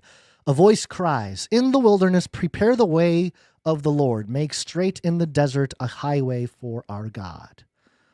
Yeah, prepare the way for the Lord. Okay. All right. I can see how that can be used to say, hey, we need to straighten up before. I don't know about Jesus returning. Maybe it's a stretch to suggest that needs to have, fix culture now or else Jesus can't return. That's kind of where the pushback is. But okay. All right. I'm sure the other ones are fine too. You guys can do your own study. I encourage you to do your own study while you're listening and walking around or doing whatever. Check out Matthew 17, 10 through 11 and Malachi 3 verse 1 to see how well it can be applied to such an idea, to restore all things to God's church before Jesus Christ's return. These biblical truths had been lost by God's true church over the centuries of persecution, migration, and spiritual lethargy. Read from our free book, The True History of God's True Church, to understand this history. Okay, so it's a pitch for another book. Yet in the autumn of 1926, God began to intervene in the affairs of mankind in this special way. It's starting to sound like a Mormon thing that didn't work out, Interesting. These restored truths are life-saving knowledge. All right, one of these truths restored through Mr. Armstrong was the identity of modern Israel. There it is. This is the master key that unlocks all of Bible prophecy, a third of the entire Bible.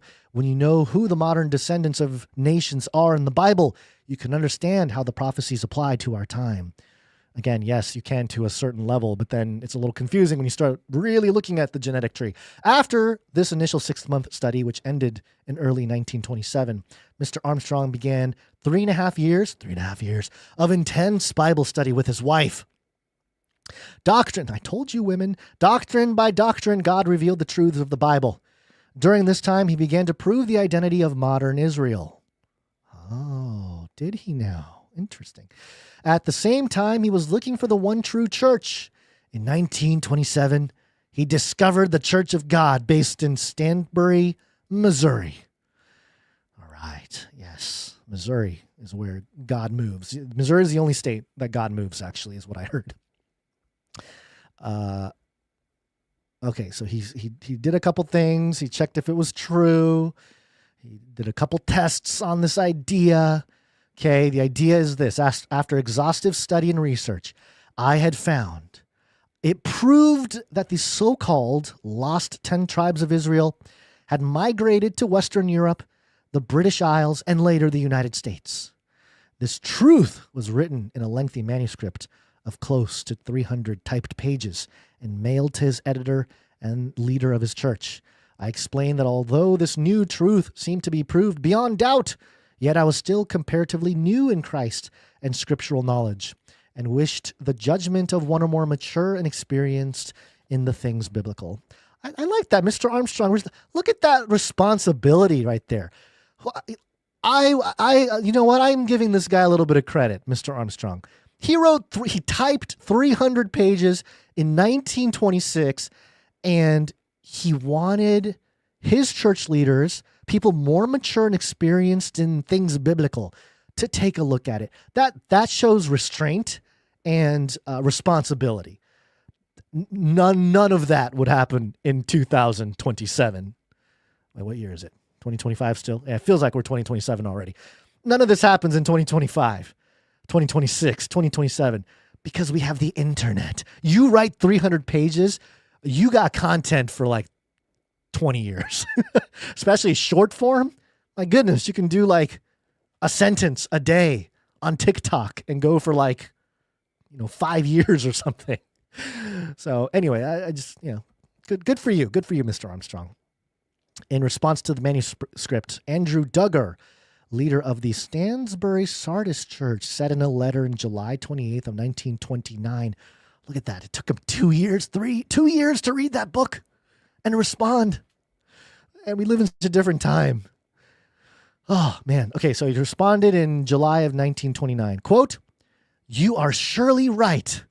And while I cannot use it in the paper," the church publication, At the present, you may be assured that your labor has surely not been in vain, end quote. Shortly after that, he was ordained.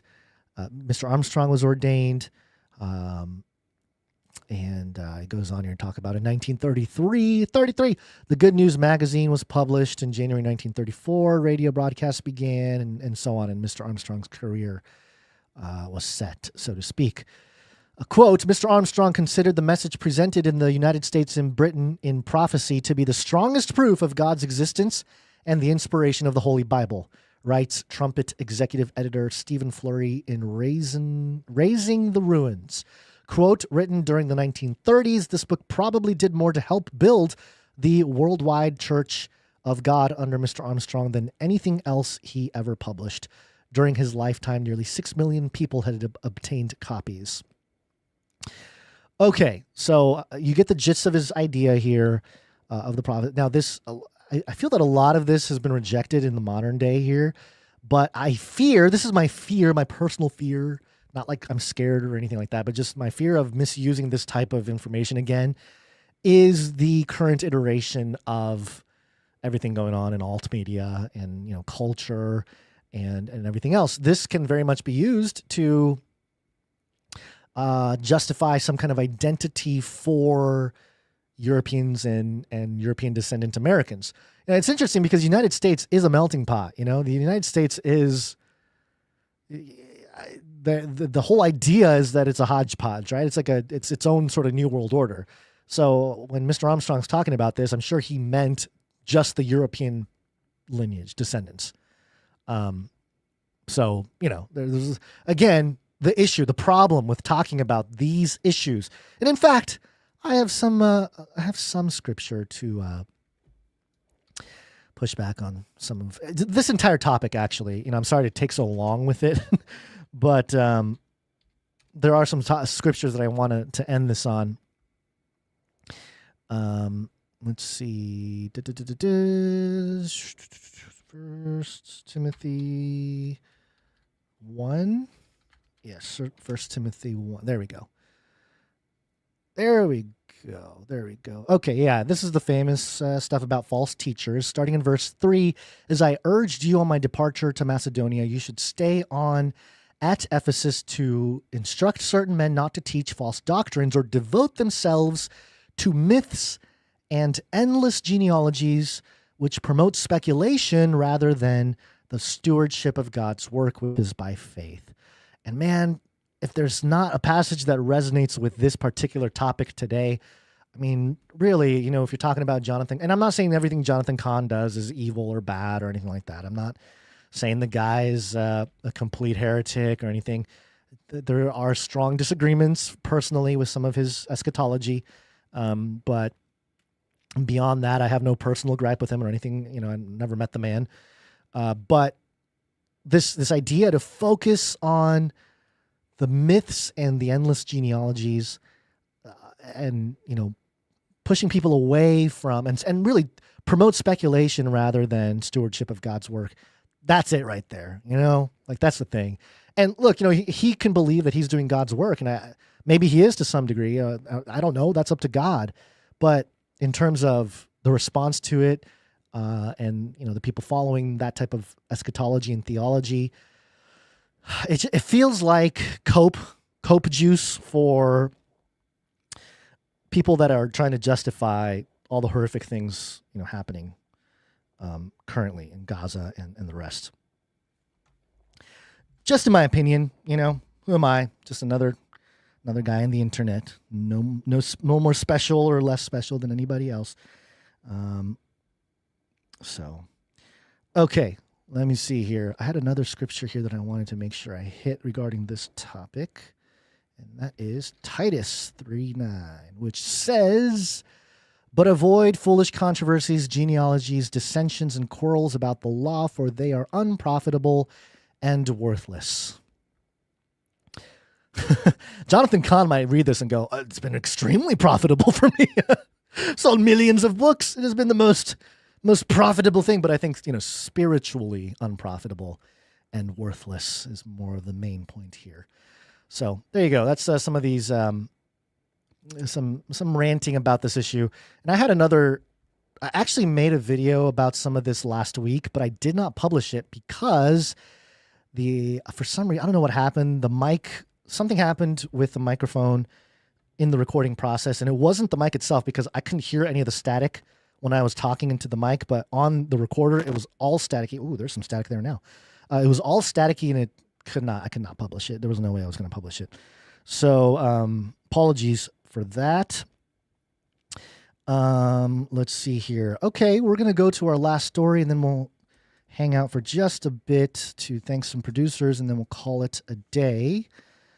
Nephilim update. Nephilim update. Nephilim update. Nephilim update. And the days of Noah.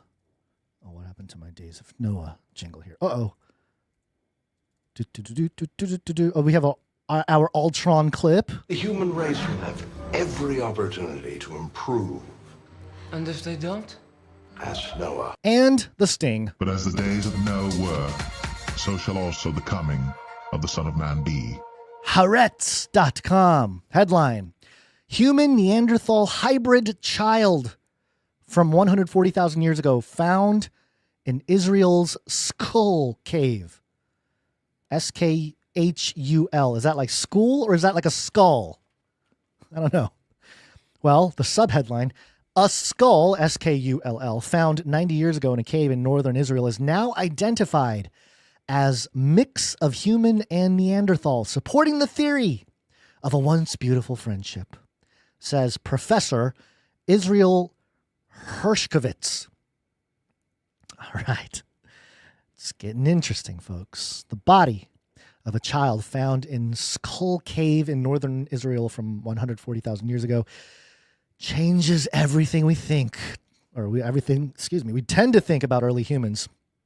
Mainly that they were a horrible lot, says Professor Israel Hershkovitz of Tel Aviv University. Director of the excavation in Skull Cave with Anne Dambricourt Malassi of the French National Center for Scientific Research. Au contraire, early humans and Neanderthals had an attraction and got along beautifully, they hypothesize. Isn't there a Bible verse about the sons of God saw the daughters of men, that they were beautiful? Interesting. The child of Skull died at about the age of 5, and its skeleton was found in 1932. But its classification was confusing to finders Theodore McCown and Arthur Keith because they noticed it seemed part Homo sapien and part Neanderthal. Its cranial shape was sapiens, but the lower jaw and inner ear smacked of Neanderthals. It smacks of Neanderthal. Weird! Exclamation point. That's like the theme of the next 20 years. Weird. They dodged the difficulty by filing it under a new species, Paleoanthropus palestinus? Like Palestine? Oh no, oh boy. Talk about pulling in all this genetic stuff into politics. Paleoanthropus palestinus. Little Palestinus wasn't an unknown species. It was a hybrid, Homo sapiens Neanderthal, according to a new paper by Hershkovitz and colleagues, published Wednesday in the journal L'Anthropologie. The conclusion is based on its skull morphology. Neanderthals have been known for around 150 years, but were assumed to be brutish ape people, possibly ancestral to us. But it certainly didn't occur to anybody that we are part Neanderthal. Now, almost a century later, we know most of us are mutts and have been for a long time. Genetic evidence suggests interbreeding about 250,000 years ago, though that left markers in Neanderthals, not in us. Really? Then there was a second interbreeding from which we have the child of Skull from 140,000 years ago, the earliest solid archaeological evidence so far of our interspecies predilections, Hershkovitz says. Among the 5 other skulls in Skull, at least some were also apparently hybrids, he added. A third interbreeding event. How many interbreeding events are there? Are events? This doesn't just happen over time. It's like an event. Did they have a ritual? Did they have, was it a transformative event? Did they have a big band with lights? A third interbreeding event about 50,000 years ago will result in us. But we'll get into that. Okay. I like this Haaretz article. It's very dramatic. Okay, so they talk about the Neanderthals and who they were, allegedly, and what they were, and blah, blah, blah. Enter species X. We are species X, by the way, apparently, according to them. So they talk about species X a little bit, how we left Africa 3 times, and all this kind of stuff. In context, we have to mention Kabwe Man, a.k.a. Broken Hill Man, a.k.a. Homo rhodesiensis, Homo rhodesiensis, based on a 300,000-year-old skull found in Zambia that is morphologically indistinguishable from early Neanderthals. Could it be? Yes, it could.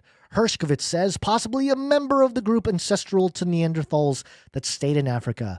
Maybe he is species X. Whatever spot X marks, clearly Neanderthals and Denisovans and humans mixed time and again. How did we get along?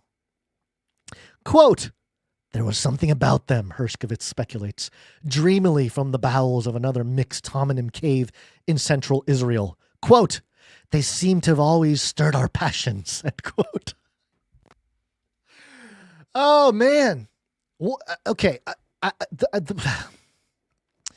You know about Genesis 6, the worldview, the Genesis 6 paradigm. And maybe you don't. If you don't, then you're welcome. You're learning here for the first time. Fantastic. I would imagine everybody listening probably has an idea of this view. That the Bible lays out when man began to multiply in Genesis 6 on the face of the earth and daughters were born to them, the sons of God saw that the daughters of men were beautiful and they took as wives whomever they chose. So the Lord said, my spirit will not contend with man forever, for he is mortal. His days shall be 120 years. The Nephilim were on the earth in those days and also afterward, when the sons of God had relations with the daughters of men, and they bore them children who became the mighty men of old, men of renown. Now, we don't necessarily need, because we don't know this theory, right? This theory about the hybrid child, the Neanderthals in general, right? We are told who these Neanderthals were, that they were some primitive primate, basically a pre-humanoid or pre-human being humanoid. That is the story that we are told. But number one, is it true? Maybe the ones that we find, like in the archaeological record, are the throwaways. Maybe they're the poor ones. Maybe they ran all the stuff. You know, maybe they were somewhat of a, if you believe in some kind of pre-Adamic race, maybe they were it. And maybe there's a reason why there's predictive programming on it, you know, with just, what's the movie? What's the most famous ape movie? Planet of the Apes, right? Maybe it's predictive programming to suggest that, like, yeah, they're prehumans and they were highly advanced. We're not going to tell the public that, though. You know, we can't tell the public about that. But they were a pre-humanoid species that were highly advanced, perhaps.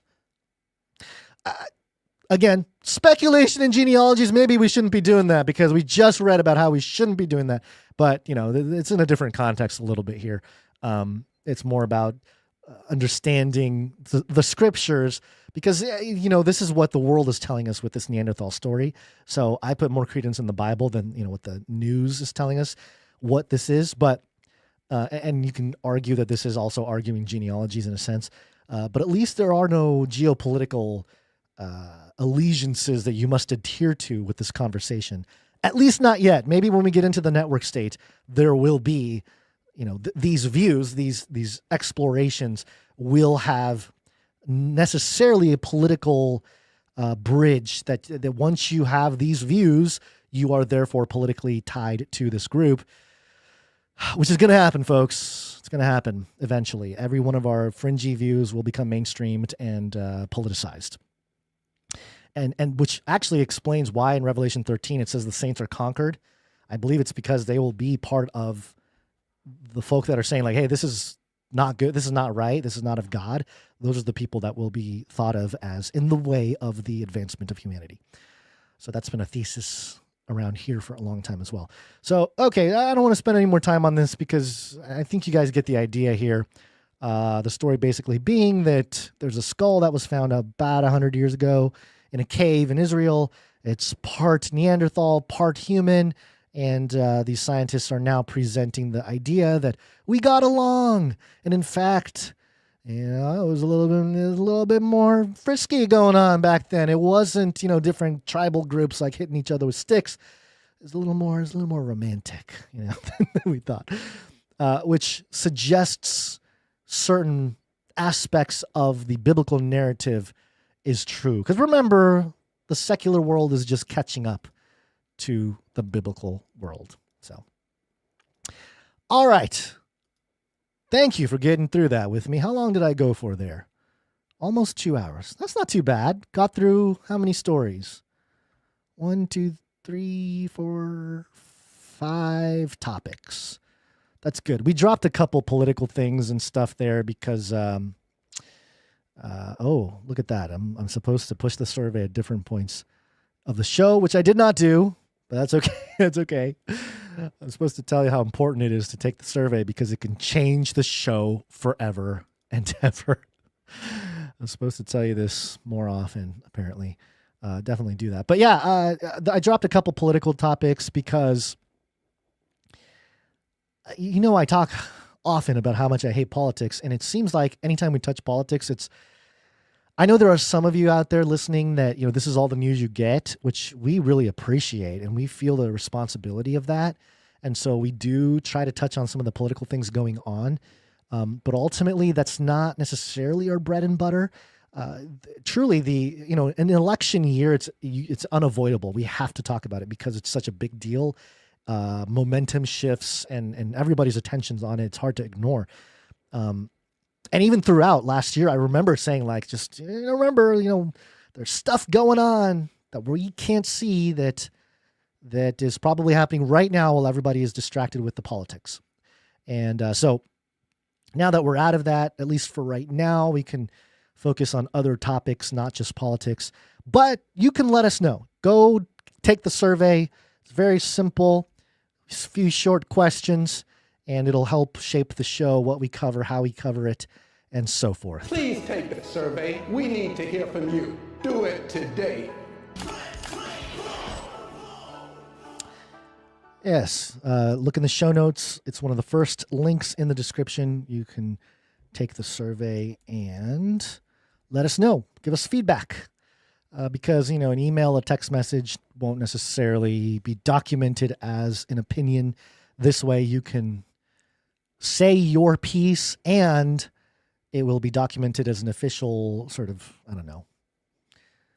suggestion or comment on how we should move forward with the show. Okay. Time to thank some producers here. Where'd you find this? That's the wrong jingle. Where is the executive producer jingle? Is this it right here? Where'd you find? Nope, that's the same one. How come I cannot find it? I'm playing all the wrong ones. That's the wrong one too. Where is it? Executive perfection. That is not it either. Man. This is bad.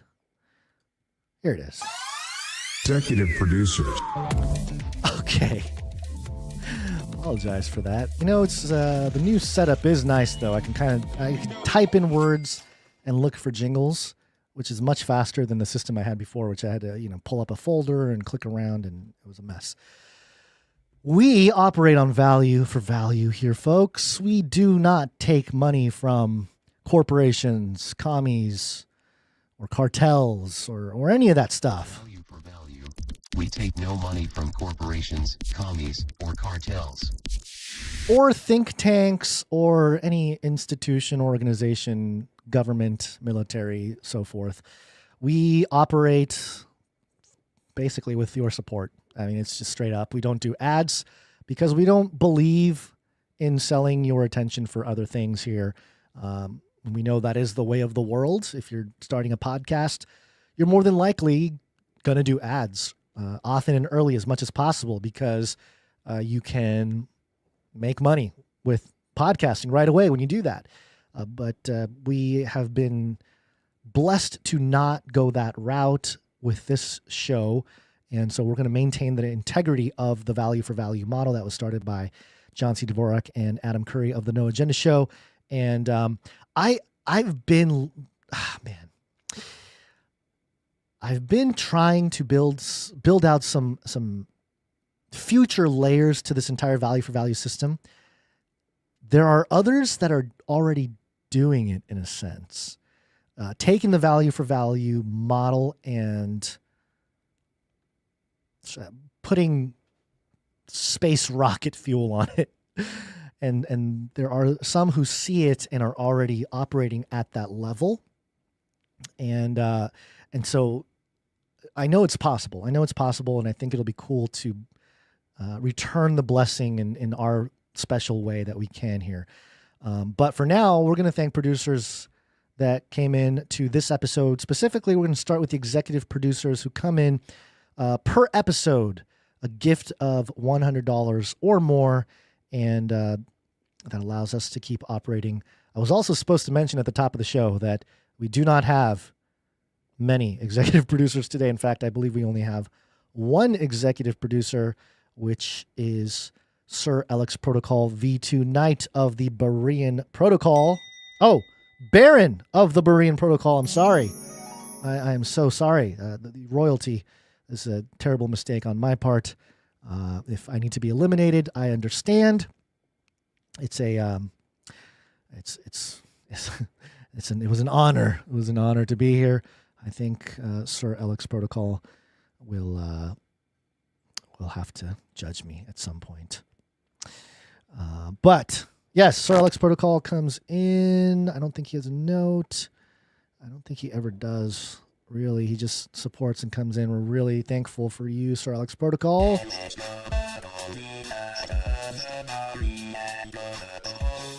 There we go. That worked. Okay, and as of right now, let me double check, but as of right now, I believe that is the only executive producer that we have today. Ooh. I was wrong. I am wrong. We have more. We have another executive producer today. Let me double check. Okay. Yes. Okay. Felicia D. Oh, Felicia D. Thank you very much.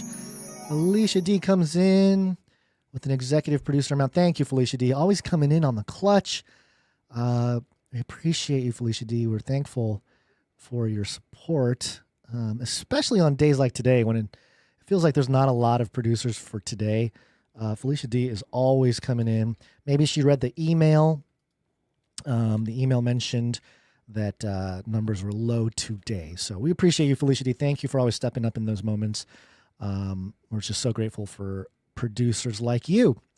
And that's it for executive producers of this episode. We got more producers to thank. And I'm going through Basil's document here. I feel like I'm going through somebody's messy room and trying to understand what's happening here because it's not easy to navigate here. Okay. We got producers who came in under the $100 threshold, but over the $7.77 mark, which gives them the opportunity to have a note read on the show. I'm going to start off with Sir Holmes, good and faithful knight of the Canary. Thank you, Sir Holmes. He comes in with 3333. Illuminatus status. I did not see a note. Let us know if there was a note. No streak there either. Thank you, Sir Holmes, good and faithful knight of the Canary. We appreciate your support. Next up, we have Bruce W. coming in for 1111. He's got a short note here. Long-time listener since 2012. Bruce, you've been with us since the beginning. Before I had a gray hair on my head, you were there. Short-time donator. Finally have a little spare to give. Thank you so much, Bruce. We appreciate you. People like you, especially, that feel called to support the show in that way. We know not everybody can do it financially, but if you're able to, we're very grateful for folks like you who decide to come in. So thank you, Bruce W. Let's see. I think we had a couple more people that came in. I'm trying to make sure here. Okay, we have. Is there a note to be read? I don't like doing this on the fly either because it's I can make a mistake very easily if I'm not careful. Okay. All right. I think we got another one here. Producer coming in. It's the American Hobo. Thank you very much, American Hobo. Is American Hobo? I feel like American Hobo's on a streak. You are on a streak. Oh, wait. I wasn't supposed to play the girl streak on that. I'm sorry. I don't think... Well, maybe American Hobo is a female. I don't know. I'm not sure. But you are on a streak. 34 episodes. I believe you had your 33rd episode streak last episode. So thank you, American Hobo. Appreciate you coming in. Let me make sure there's no... Uh-oh. Did I do this wrong? Nope. We're good. We're good, American Hobo. No note. Okay. Came in for 2332. Also Illuminatus status. Thank you very much. Oh my gosh. I am pressing the wrong buttons. Wrong buttons. I'm sorry. All right. I knew this part of the show was going to be a little bit of a train wreck, so I apologize for my shortcomings as I try to get through here. Okay, we have another one. Oh, I actually don't know if this is... Ooh, that's not a good sign. Let's see. We've got... Jonathan F., I believe. Yeah, I think that's Jonathan F. coming in. Let me just double check here. And if I make any mistakes today, just please email us. Let us know so we can we can make it right. Either next episode or the one after. And actually, it might be, and now that I think about it, it might be a while. Basil is going to Burning Man. I believe it's next week. So if that's the case, then it might be a little bit longer before we get everything tidied up in that regard.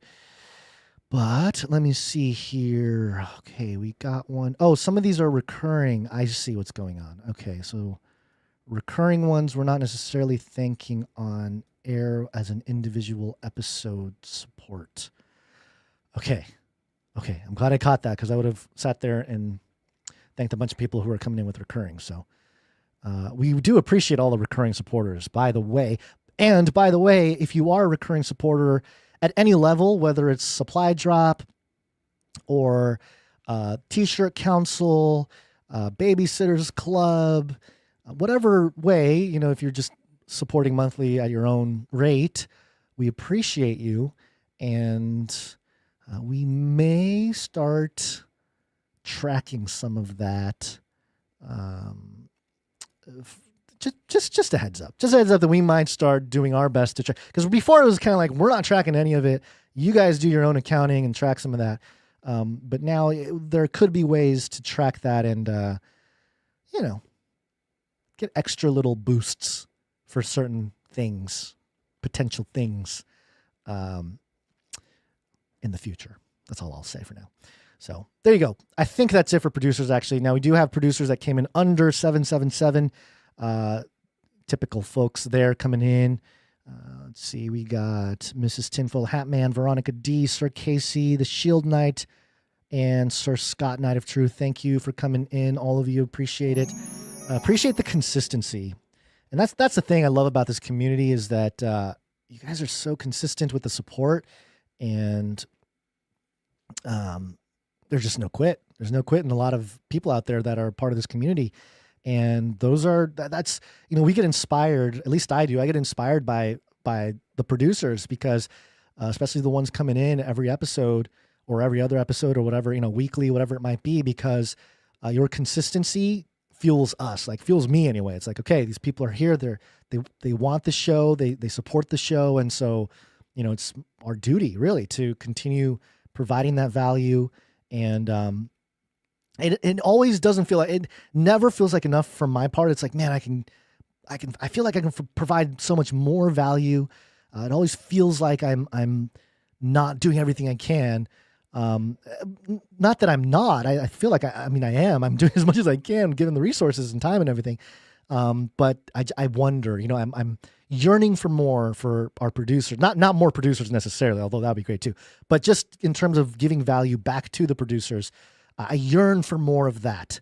And, that's kind of inspiring some potential things, some things that we're trying to build over here. So that's all I'll say. Appreciate all of you. Okay.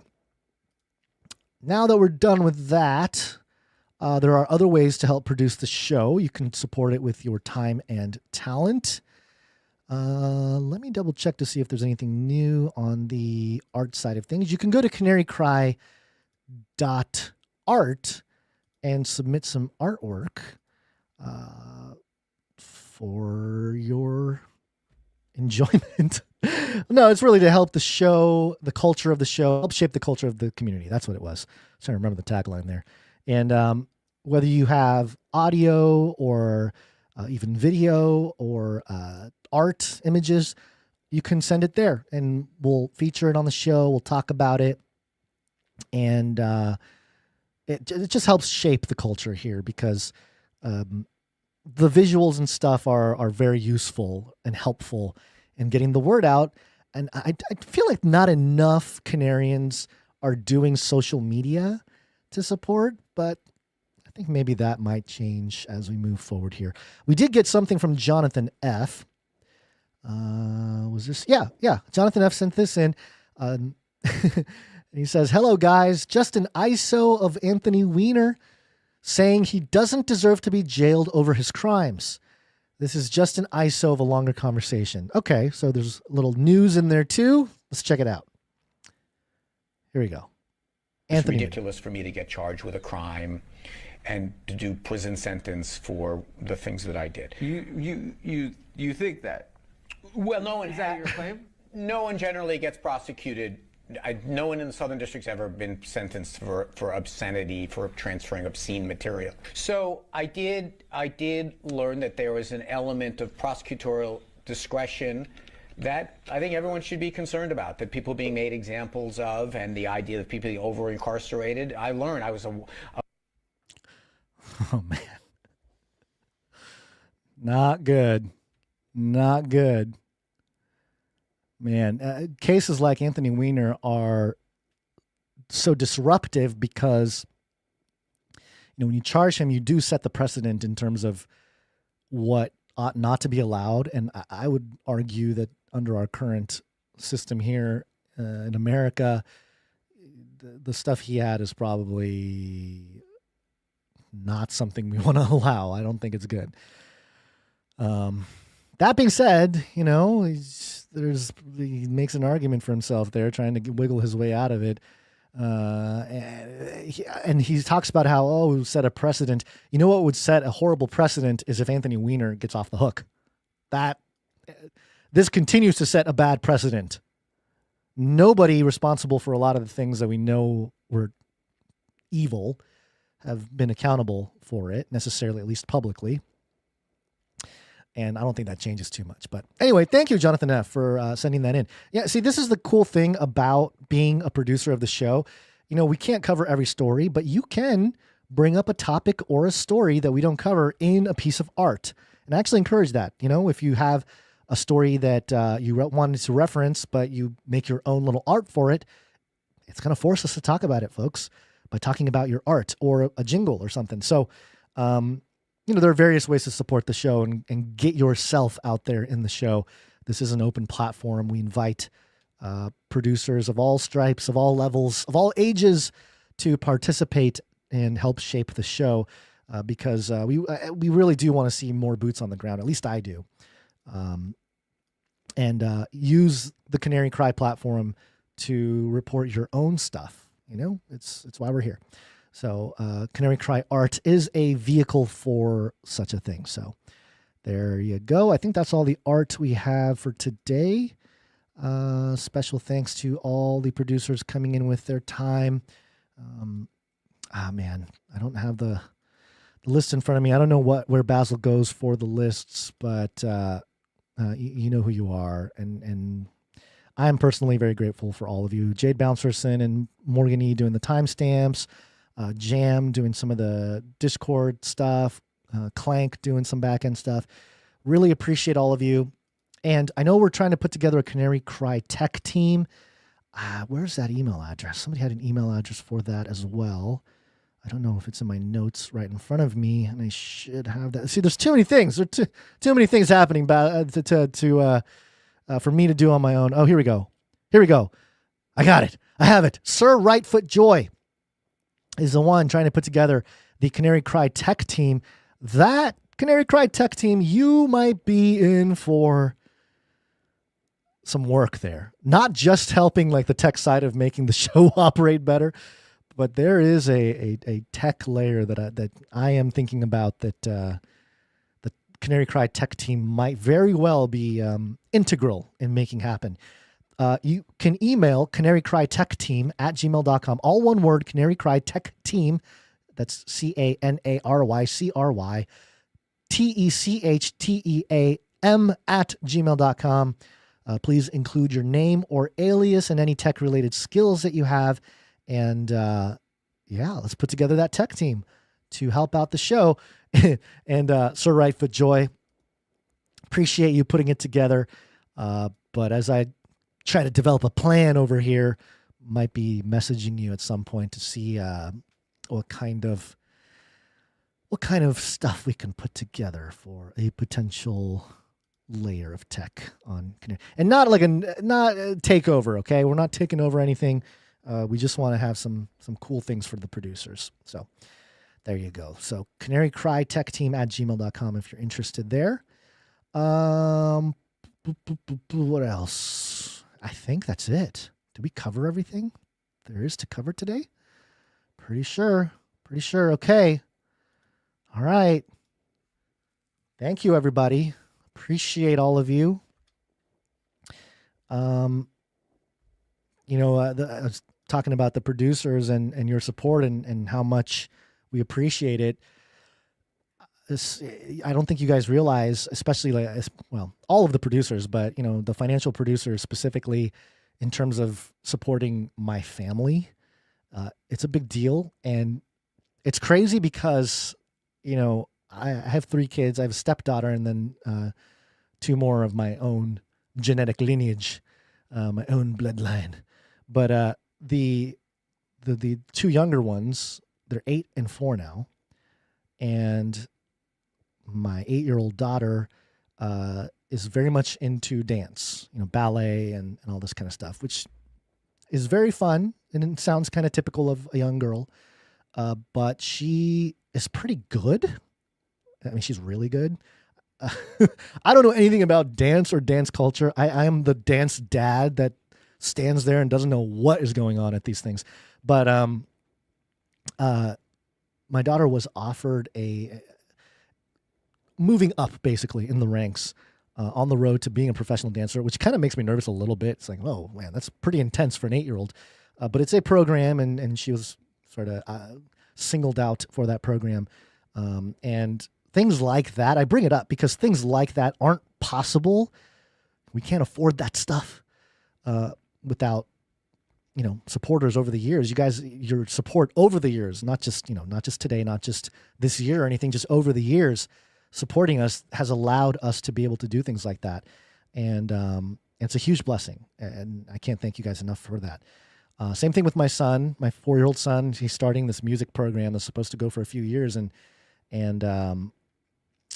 just having the resources to do that kind of thing, I know not everybody has it. And so I feel incredibly blessed to be in a position where doing a podcast, it was just kind of mind blowing. Doing a podcast, allowing my family to have these opportunities, it means a lot.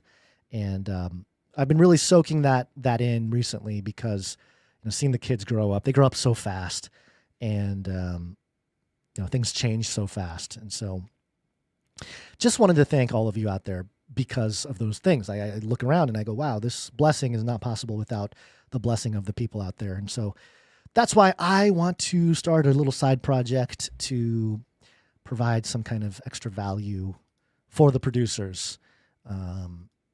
In a fun way, in a fun tech layer way. So, okie dokie. Anything else? Anything else going on in the chat? Let me take a peek at the chat. I know people are in there talking about stuff. Jason Colombi asks, "Are you Korean?" No, I'm not Korean. I am not. I like Korean barbecue. I like galbi. It's delicious. I like kimchi. I like all the Korean food. Korean barbecue is delicious.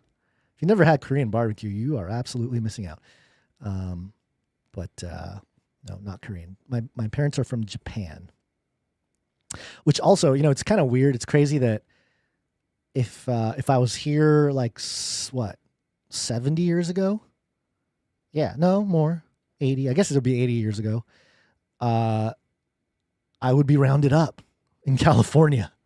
It's kind of wild to think, but that's the world we were living in 80 years ago. I mean, I wasn't around, but yeah. So there you go. I don't see too much else going on in the chat over here. So I appreciate all of you in there, though. I see you, Jonathan F., Smokey D, and others having the chat in there. Appreciate it. Okay. We're going to be back. I think Basil is doing a Clubhouse tomorrow, so look out for that. I may or may not have a Beyond the Verse ready by then. I've been working on it. I did a Beyond the Verse about what was it about? Now I'm forgetting what I did my Beyond the Verse about. Well, you'll see it tomorrow. I'll tell you what. I can't remember if I published it. No. Okay, so that the other stuff, the temple stuff, was the week before, or at least the Return of Jesus. And this week, I got to go into my Beyond the Verse notes to look at it to find out. Well, stay tuned because you'll see it maybe tomorrow or maybe not.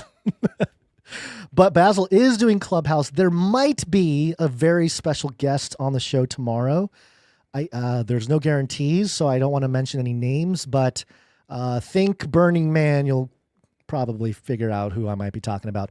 Also, not this Friday, but probably next Friday, maybe even sooner, maybe next Thursday even, there is a Canary Cry radio episode that is going to come out. We just recorded a conversation with a couple that most of you are probably familiar with. They have a fairly big YouTube channel. They make documentary films, and they speak the truth. We'll leave it there.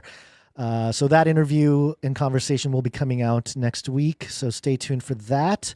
Otherwise, let me see. Anything else? What do we got Friday? What's on the calendar for Friday? Earliest recorded sighting of the Loch Ness Monster this Friday. So tell all your friends, say, hey, we're the anniversary of what year was it? 565? Holy cow, I didn't know the Loch Ness thing was that old. 565 would make it 1,460 years ago was the first Loch Ness sighting. My goodness. So there you go. You can drop that factoid to your friends and family. So that's Friday. You can look forward to that. I don't see anything on the calendar for the weekend other than... Oh, it's Burning Man week next week. So yeah, you'll probably be seeing a lot of me next week, for better or worse.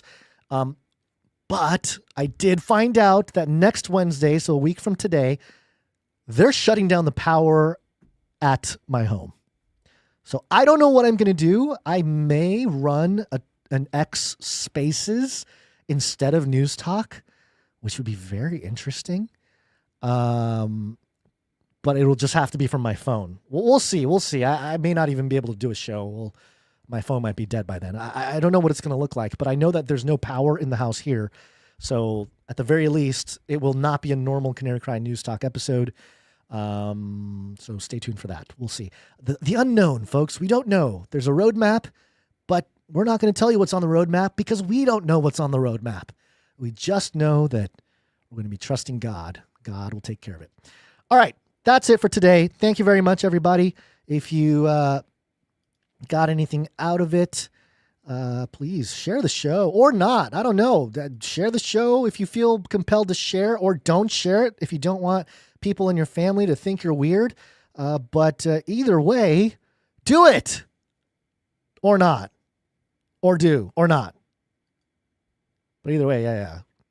I'd say do it. But if you do it, make sure to grab him by the cage and shake him. The end of the world occurred pretty much as we had predicted. I want to shake things up, stir up some controversy, rattle a few cages. Hey, stop that! You'll never silence me. I'm the last angry man, a crusader for the little guy. Leave the bird alone. Never. Rattle a few cages. Rattle a few cages. The human race will have every opportunity to improve. And if they don't? Ask Noah. Man, that Ultron clip is just so much predictive programming in that one clip. If humans don't take the chance to evolve, ask Noah what happens.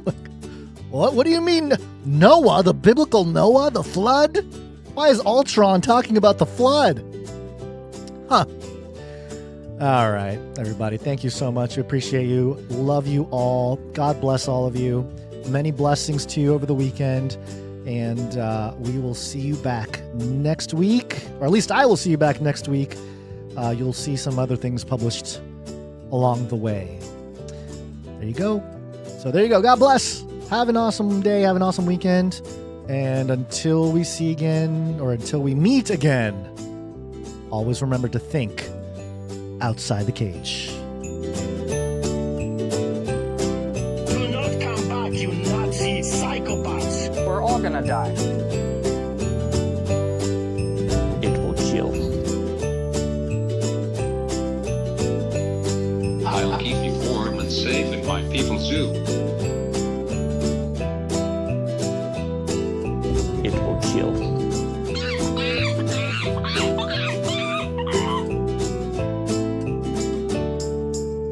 Remember, reality is an illusion. The universe is a hologram. Buy gold. Buy! This is not about freedom or personal choice. He's got the solutions for the problems that he created. So step right up for the great reset. For the great reset. Hiding in the shadows, he's always behind the scenes. He's pulling on the purse strings, he's got control of everything. He's got the solutions to the problems that he created. So step right up for the great reset. For the great reset. He serves his master with fervor. He's a Luciferian. He's bound up and determined to bring us to an end. It's the finest solution. Destroy the human race. So walk right up to the great reset. To the great reset.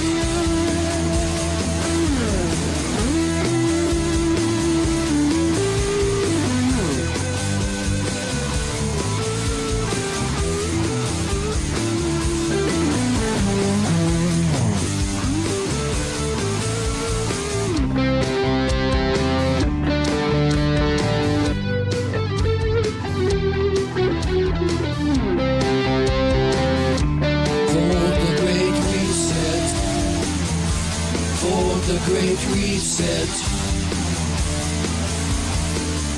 There's only one way out to the door, but you'll need the code. 19, 21, 19. Or you can step right up for the Great Reset. For the Great Reset. For the Great Reset. For the Great Reset.